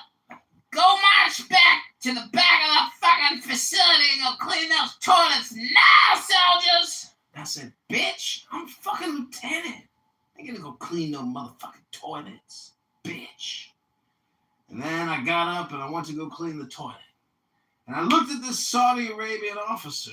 He was a prince, and I said, are you gonna clean the toilet with me? He said, fuck you, bitch. I'm not cleaning no fucking toilet for you, motherfucker. I was like, motherfucker! I gotta clean a toilet for this motherfucking Saudi Arabian goat-eating Muslim motherfucker! So I went and I cleaned that toilet. And as I was scrubbing the shit flakes off the side of this old porcelain toilet at this military facility, that Saudi motherfucker was on his bank account app, counting the zeros. He was a multi-millionaire. And I kept scrubbing that toilet porcelain, scraping off all that shit flakes from all those soldiers eating that shitty fucking pizza. And it was then when I had my revelation of enlightenment. and I knew the truth of the earth. Hello?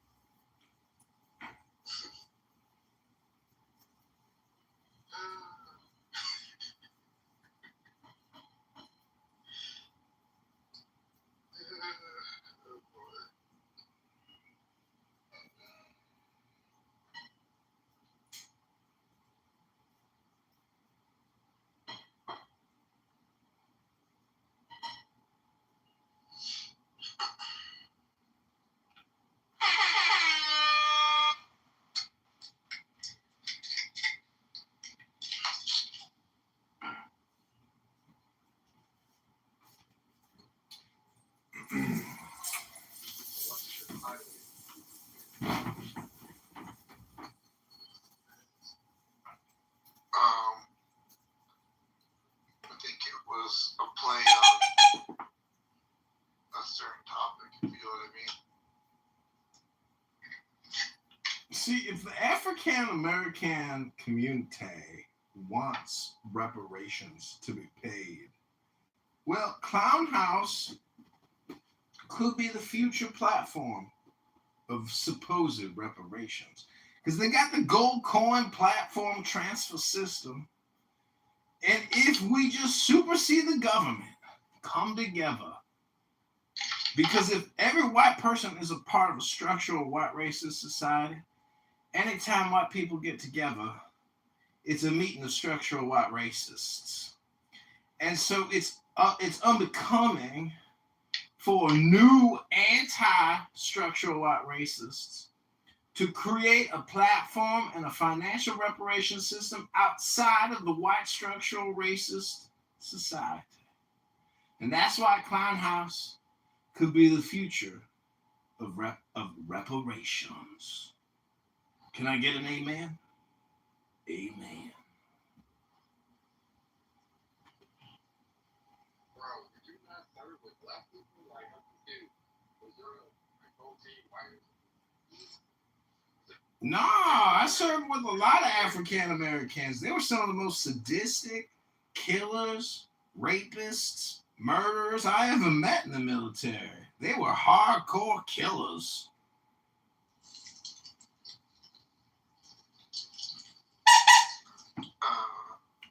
You didn't really answer his question. Did you serve with people that look like you? Yeah, I served with African Americans, young people, young women, young men. Didn't matter. Any shape, color, size. You serve with everybody. Do you talk like this around them or not? No, this is my late night Clown House shtick. You guys are on my YouTube Enterprise Incorporated business, where I live stream faggot, retard faggots 40 hours a week on Clown House and YouTube. Not YouTube, YouTube. I keep telling y'all, man, this nigga was not no drug killer. Keep trying to tell you. He not representing the military too good, bro. We need to. Brother, this ain't the goddamn motherfucking MEPS facility. This ain't boot camp. This ain't officer candidate school. This ain't a deployment, motherfucker. This ain't even a National Guard drill weekend. This is Clown House President Trump room. So how do we fix this, I wonder? We talk. How many mentally ill people do we have out there, do you think? If I'm any indicator, it's a good guess that there are hundreds of millions of faggot retards just like me, even worse off, because they can't even fucking admit that they're a retard faggot. Like Pepe, so unaware of himself. He's like a wind-up toy box of racism and low IQ stupidity. A box or a stew of hate, of bigotry, of stereotypes. A retard. Brother Pepe.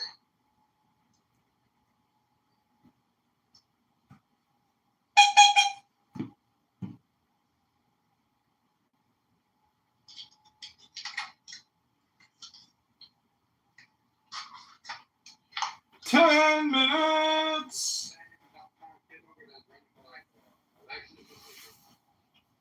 No, this is Ayn Rand. I'm a supporter of candidate Kitover. You can go to ChicagoMayorVote.com to help defeat the communist thieves stealing from the pensions, creating lies and propaganda. Go to ChicagoMayorVote.com right now. Where are you on that, by the way? We start gathering signatures on our petitions in less than a week. Next week, we start getting signatures, and we submit in August, and we're looking forward to major national publicity as one of the most noticed and publicized political elections in the country for the mayoralship of Chicago. So you're gonna be on the ballot? No, I won't be on the ballot, but I will be a write-in candidate. Unless I can actually raise the money to get the signatures. The chance of that is very small. What's the threshold of $5,000 or something? Or I remember something like that. This isn't a federal election commission. Yeah, this is the state house, whatever, right? I don't know what the state of Illinois or the Chicago election commission threshold is, but it's probably somewhere around that amount. Yeah. But if I do raise the money, I will invest it in signature gathering to get on the ballot in February. The election is February 23rd, 2027. It's not the midterm. I'm so confused. Yeah, it's not. It's not. New term. Yeah, it's not a November thing. We recently had an alderman who is a hardcore socialist communist named Byron Sig Lopecchio or whatever the fuck his name is, and he ran for Congress as an independent, and he had to get 15,000 signatures, and he turned in 16,000. And someone challenged his signatures. I wanted to be the person to challenge the signatures, but I'm not that involved. But somebody challenged him, and they got him off the ballot. And so he's now. That's brutal. Yeah, now he's claiming that he's going to take it to the Illinois Supreme Court. But he shows that the system is rigged for Democrats, and it's totally rigged to prevent independents from ever getting on the ballot. So election fraud, voter fraud starts at the petition stage of the election process. It's totally manipulated. I think it's more rigged for progressivism versus Democrats. Because, I mean, you got to remember JFK got popped by the Jews for going against that nuclear program back then. I'm a journalist. You can't just cast that net over our Democrats. So you think a group of J-words got together and they were like, let's assassinate the president because we about to build a nuclear bomb in Dimona? That's what you're saying, dog? Come on, man. Come on, brother. You got to throw in some anti-Semitic Jew hate bullshit like that this late at night? You fucking racist-ass motherfucker. What are you, some kind of closet Zionist, a Jew dick suck or some shit? A Jew dick suck? Corporal, you are a retard, faggot, retard. It was the CIA and the Pentagon that killed our beautiful president, John F. Kennedy. Get with it, motherfucker. Save your anti-Semitic slander for somebody who can... I can drop the articles if y'all need. We got somebody on the stage here who can go thermonuclear. Look out. Thermonuclear on your live stream. Anyone want to take it away? No. It was Israel who took out JFK over JFK having such staunch. Matrix sucks. Over JFK having such a staunch. The Holy Spirit must hate you. And adamant position At the Matrix. You trolling me. JFK had John, your curse worked. Fucking saying, nigga, I hate you. I knew I wasn't in the Matrix. You heard that just fine, bitch. You were. Fuck. I said the videos. Was he breaking up anybody? I couldn't hear a word he said. It was Matrix all the way. Yeah, don't trust that shifty Jew, Mr. No Name.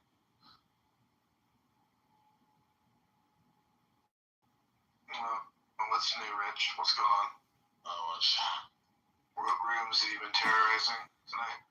Actually, none. Really? It's your problem. I was in Rafi's room for a little bit, but I didn't really say much. Yeah, not the first room, right? I mean, come on. You've been in other rooms tonight. No, I did enough last night. Actually, I came up and tried to give Bima like genuine advice, and she started crashing out. And then I turned the whole room against her, and then she left. I heard about this last night, right? Yeah, I genuinely came up. She was asking everybody, should I go live on the truck with my boyfriend, or I don't know if I want to, and blah, blah. I just came up and I was like, hey, if you want to be with him, and you always talk about how you want to spend more time with him, then just go out on the road and see the country and, be with him for a little bit. And she's like, Rich, you can't come up here after, talking so much shit about me, and blah, blah, blah, blah. Now you come up and, be nice. She just crashed out. Then everybody came off mic and they were like, Bima, calm down. He was just trying to be nice. And I was like, yeah, I'm not even in the mood to argue. And then the whole room got in the chat and just started attacking her. It's crazy. And you said she left? She stormed out? Yeah, she left for a little bit, then she came back an hour or two later. Rich, were you always a crash out on Clubhouse, or did you evolve into a crash out? Mostly evolved. So I'll give you an example. I'll be like, hey, Matt, do you mind if I get in here and if I go next? And, and then I'll ask the person, I'll be like, hey, do you mind if I respond to what you said? And the guy's like, yeah. And Matt's like, yeah, Rich is next in the line, in the queue. And I'm like, oh, okay, cool. And then the person finishes their submission. And then somebody like Timothy will jump in and be like, oh, well, let me ask them a question. I'll be like, wait a minute, what was on the next in line? And he'd be like, no, nigga, I'm a moderator. And I'm like, okay. And then you argue with the person, and then somebody else jumps off mic and starts arguing with them. And then they start 7 other people arguing. And I'm like, you know what, fuck it. I'm just going to fucking rudely interrupt, so I don't give a shit. Yeah. You probably started going downhill, I don't know, maybe 4 or 5 months ago, because he used to be a pretty solid participant. Yeah, maybe also on you for a pretty reasonable submission, you know what I mean? Yeah, but I've also came to the aha fruition moment that John Kitover came to, and why he does what he does. Is that we don't talk about anything. I come in here, we're talking about the same shit. Okay, it's the same conversation, the same people. So in theory, we all gonna turn into Kitover at some point. That's eventually you will, yeah. If you're intelligent enough, yeah, you will.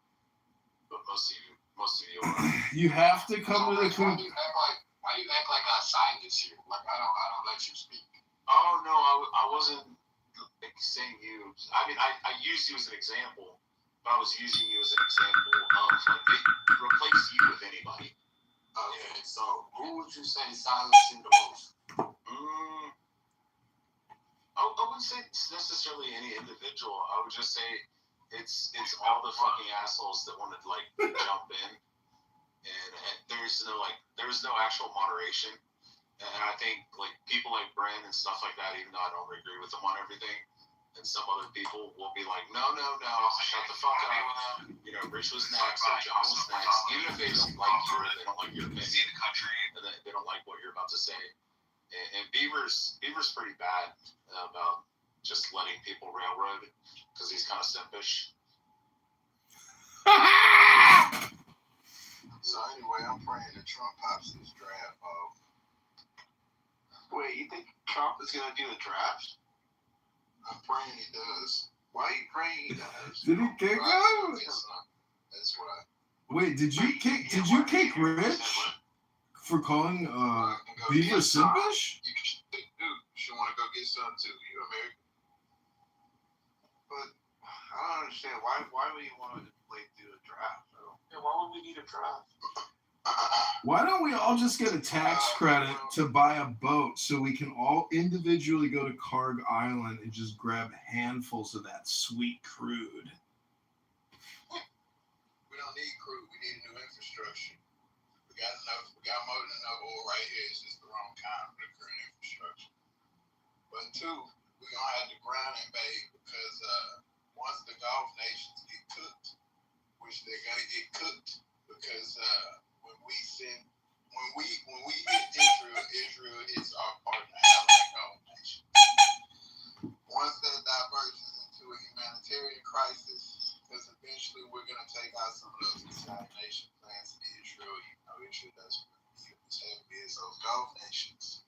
It's going to put us in a hell of a situation where I think the only contingency we're going to have left at that point, in culmination with whatever fuckery is approved with the current Trump administration at that current point in time. We're going to have a grand day, boys and girls.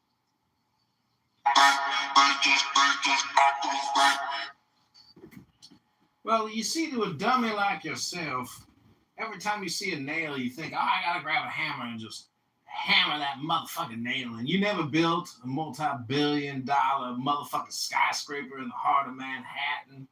You never fucking started an NBC television series that went universal and made billions of dollars. You never built a motherfucking casino in Vegas. You never fucking built towers all around the world. You never fucking licensed your brand for billions of dollars. You never became a motherfucking president twice, defeated assassination attempts, circumvented the goddamn Democrat industrial complex. I'm a Trump fan, nigga. You a Trump fan?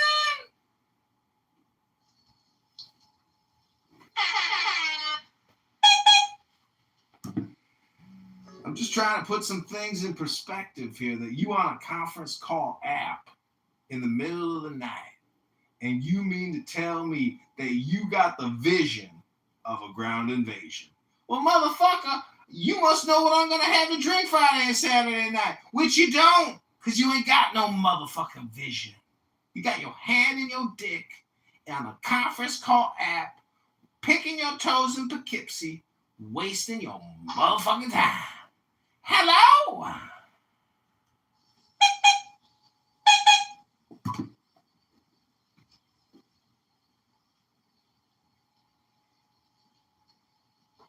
You in the Matrix.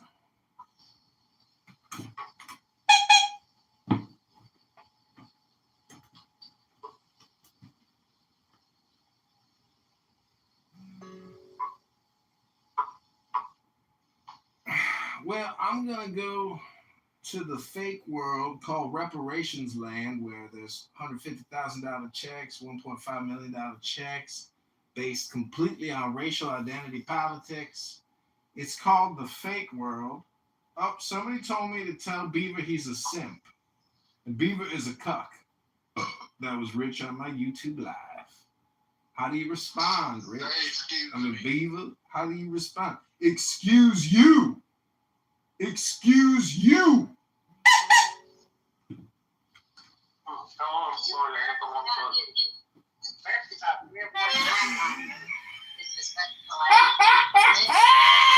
Well, sorry if I fucking had a fucking seltzer, for Christ's sake. Gotta call me a bitch for having some gas? For fucking acid reflux? You gotta call me your bitch? Black, you should go to this YouTube video and check out him and his shit-stained whitey ties.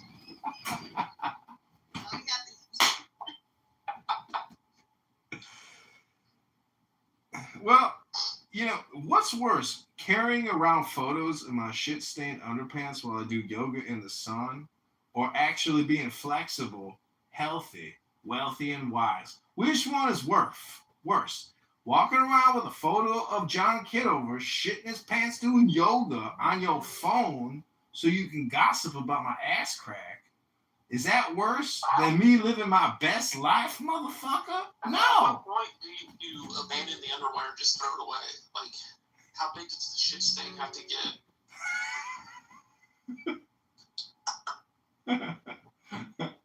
The psychology is it's a challenge to see how much shit can accrue and still remain post-swap dry stuff. Well, you want to maximize, the outfit. That's what I like to say. And The truth is, I have so many pairs of underpants that I don't have to do laundry for at least 4 months because I have bought so many pairs of underpants at Ross, dressed for less. Well, there's your answer. You take the shit ones off, and the shit cakes into it for 4 months on the ground before you put it in the washer. Beaver, you projecting on me. Let me get the projection detection system turned back on. An N-word? An N-word profile for a Ross dress for less because I dress efficiently and cost effectively? Dress for less. Shop at Ross. All you do solidifies that for me. You project. This is not a projection app. Can't you just be genuine and articulate and not ejaculate? Just say what you feel and feel what you say. You ain't gotta attack me personally for shopping at Ross and dressing for less. God damn. And your profanity on top of it, you corporal. Fucking you low IQ guy. Get back in the fucking bathroom and clean that motherfucking toilets. You take care of it immediately, or you just let it sit there until the end of the day? I don't shit my pants and then let it cake on the floors, Beaver. I'm a former goddamn military intelligence officer. We don't let shit cake on our fucking panties. We use them once, we put them in the dryer, in the hamper, and we got bags of panties. And we work out in the sun and we sweat. Unlike you, you're probably a fat ass, just like Beamer, like fucking Matt too. We know you guys are fucking fat, lazy, unmotivated, not dedicated. You guys are basically liberal, Democrat, progressive, 1990 Democrats like Pepe. Close enough. You guys don't support Trump all the way, do you? You ain't really on Team America. You ain't really rooting for America's baseball team every day, the only team, the best team. You guys don't love Trump the way that real magats do. Tell Beaver he's a simp. Beaver is such a cuck. John, read the above, please. Dash Rich. I rest my case, ladies and gentlemen. Just tell him to suffer. Just say S-U-F-F-E-R. Yeah, just say that. Suffer. Thank you. Suffer. Do you know how many people Rich has made suffer on this app? Rich has gone the extra mile to dox, to decimate, to destroy, to harass, to abuse. Rich is a force to be reckoned with. He's like a hurricane. He's sick in the head. He's intense. He's an intense motherfucker. Can you believe he's a father? Honestly, there's a couple people on this app that I know are fathers, and they're here all the time. And if I had kids, I would be reading books to my kids, enjoying life with my kids, making them super intelligent and super happy. I wouldn't be here talking to you people. I wouldn't even want to know you people. I wouldn't want to hear your voices. That's a good point. Hello? The amount of time it's spent, especially if you have kids, oh my god. Like, if we're hearing you talk for hours on this app, I don't know, man. Like, you better be having some time with your kids. Holy shit. Yeah, goats on here like every day, every hour. That's true. A lot of y'all don't have a job. A lot of y'all don't have a job. That's what it is. Sitting up here about nonsense. Get a job. Get a hobby. I agree, but I've sat in those workstation cubicles, and guess what I do while I'm depressed sitting in the workstation cubicle? Well, I open up Clubhouse, of course. Okay, well, not everybody can do that. But you're just not opening up Clubhouse. You're opening up like 30 phones and going like buck wild with it. Well, you only get 2.5 billion seconds to live your pathetic life. I figure why not record it all for posterity and for history. And also because it annoys people who are damn well worthy of mockery. Because they are highly annoying people, pseudo-intellectuals, projecting assholes, and loser fucks that we have established have children but are here pontificating 80 hours a week like a faggot retard. And I didn't say the N-word, retard faggot. You missed Roger. No, I don't miss anybody. I enjoy my life. I live my best day every day, and I don't care if people disappear. Bye. Hello? Yeah, that's because you exercise with shit in your draw. That's filthy. Good point, actually. For the record, he didn't just disappear. We kind of had him, move along kind of incident. Well, Beaver He was ushered out. He was ushered out. by Pepe. Yes. Well, Matt, me, and Pepe, and some others. It was a group effort, yeah. Well, I think I saw Rich had a profile like a couple weeks ago, and I'm almost sure that it was Monica's photos. He had like multiple photos of Monica. I don't know how he got them, but I believe that they were probably accurate photos of Monica. Wait, everybody has those. Everybody has photos of Monica every time. Oh, I didn't know that. Yeah. Well, they looked kind of like what they sounded like. I mean, right? Like the sound matches the body. Yeah. Who cares more about recording? Is it Monica or Kitover? I wonder who has more hours.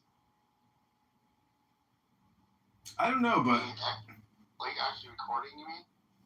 Yeah, because she loves her replays. Good boy. well, I have so much content that even today in a room they were saying if you just spend a little time looking at John Kitover and you start digging through all the videos, it's so much content that people just surrender and run away in fear and horror of the incredible amount of time that I've spent, building up 200,000 videos on YouTube of people here wasting all their time talking about nothing. And it's a little bit like Groundhog Day. Every video is like Bill Murray going through the movie, getting to the end, and he's finally happy. It's Groundhog Day! Hello? Hey, storage. No, what are you talking about? It's all on YouTube. Just pay for storage. What the fuck are you talking about? I figured they would eventually charge you if you kept adding all that shit to their server. No, but Rich wants me to remind you to tell Beaver he's a simp and he's a cock. Did you tell him to suffer? Suffer, Rich. Suffer.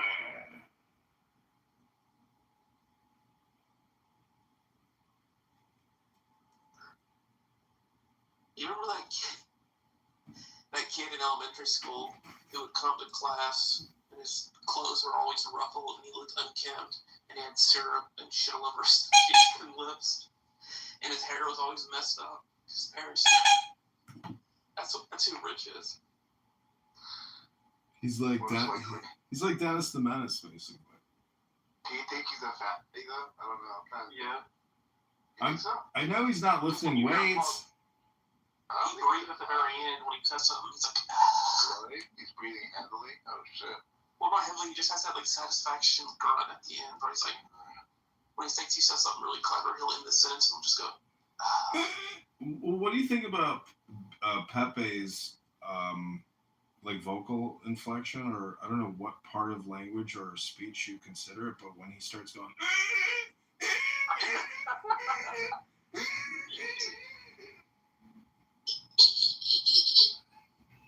If you interrupt him, dude, he can't come. He can't.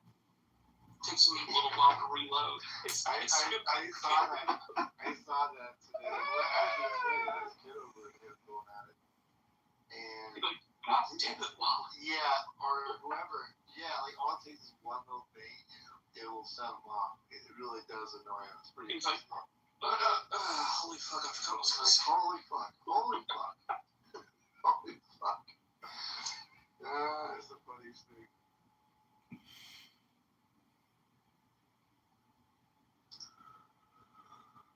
What about Bima though? When she goes on her long rants about exchange and agreements and all that, and it's just, to me, it sounds very repetitive, as if she's on a loop and she says the same type of arrangement every time. You know, that's why I value books and actual knowledge and information, and not people's useless, shorthanded opinions about, you know, society, about economy, about culture, about history, etc. It's the information transfer from my lips to your ears is such a small amount of megabytes. It can't possibly accurately describe something that's in the fucking terabytes. So this app is for faggot retards. So, do you think that people would act the same way in real life if they're all together? I don't think so. Not all of this. Yeah. If you're a faggot retard on this app, you're gonna be a faggot retard in life. That's the mirror. 100%. Do you think Rich is actually? Oh, there he is. He's coming. He might have to know the answer for himself, but. John, that's not what I said in the chat. I said tell Beaver that Beaver's not going to let him fuck her, and play with her fat rolls and her muffin top. Not the muffin top. But she does have a muffin top as well. How do you know? I've seen her photo. Why do you have to put down poor Beaver? She didn't realize there was an update. She posted a picture of her. Yeah, but why would you? Then when you clicked on it, it showed her entire body and her fat rolls and muffin top. Mean to you? Like, why would you? Yes. Really? You're yeah, chillism, yeah. Wow, really? Yeah, she went off on Incan and because we said that all the pit bulls should be rounded up and murdered. I heard about that story. Yeah. And then Incan donated money to an anti-pit bull organization in Bima's name. Is that a true story, that one? Yeah. Yeah, I donated too.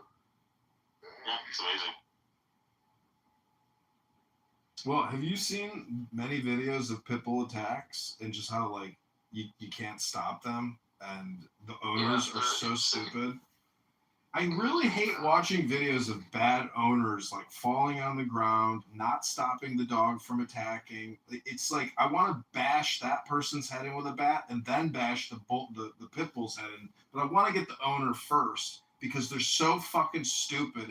And you were watching invite me on her. I want to feed the owner to the dog. Well, why don't you interrupt me? You know? Yeah, I agree. Like, there's a great video. I can send you one where the girl's like house sitting for a couple. College girl, she goes over there and the thing fucking kills her. It's like eating her while the cop arrives. She's like fucked up. Yeah, so fucked up. I don't get it. I never heard her defense of that. That would be. I want to hear all that stuff. Yeah. And they all say the same thing. Mine would never hurt anybody. This is sweet dog. Says every owner ever that's ever had a pit bull kill him. Okay. Can we change the title, Beaver, so maybe that attracts her, Beaver? Well, she'll know right away and she'll get pissed off. I'll do it. Maybe entrapment, maybe, I don't know. There was why pit bulls are evil? Two toddlers. Like the family pets ate the two kids, the toddlers, and they really seriously woke the mother. Oh my God! Let's invite Incan in. I want this debate right now. I want to know why people think that's okay. See, this is the title why pit bulls are evil.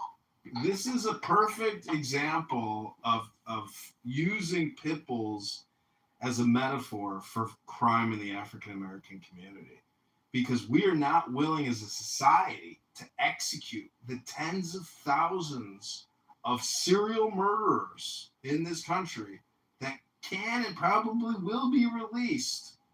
And we need to bring back capital punishment in this country in the same way that we kill a rabid pit bull. I agree, but, you know, I've said... Only one working.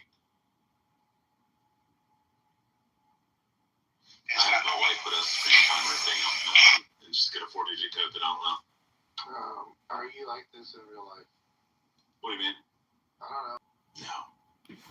So you have the same snapback reaction to anybody talking to you? No, usually I'm like comedic or joking, like fucking around and having fun. I actually get along really good with people.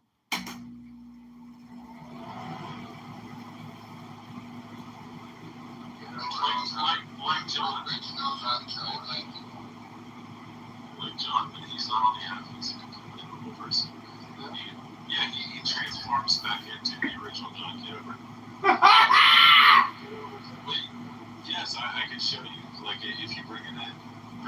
House City supporter or somebody gets RG or pro RGC or something, I can get John to snap out and go into the fucking original Kitover.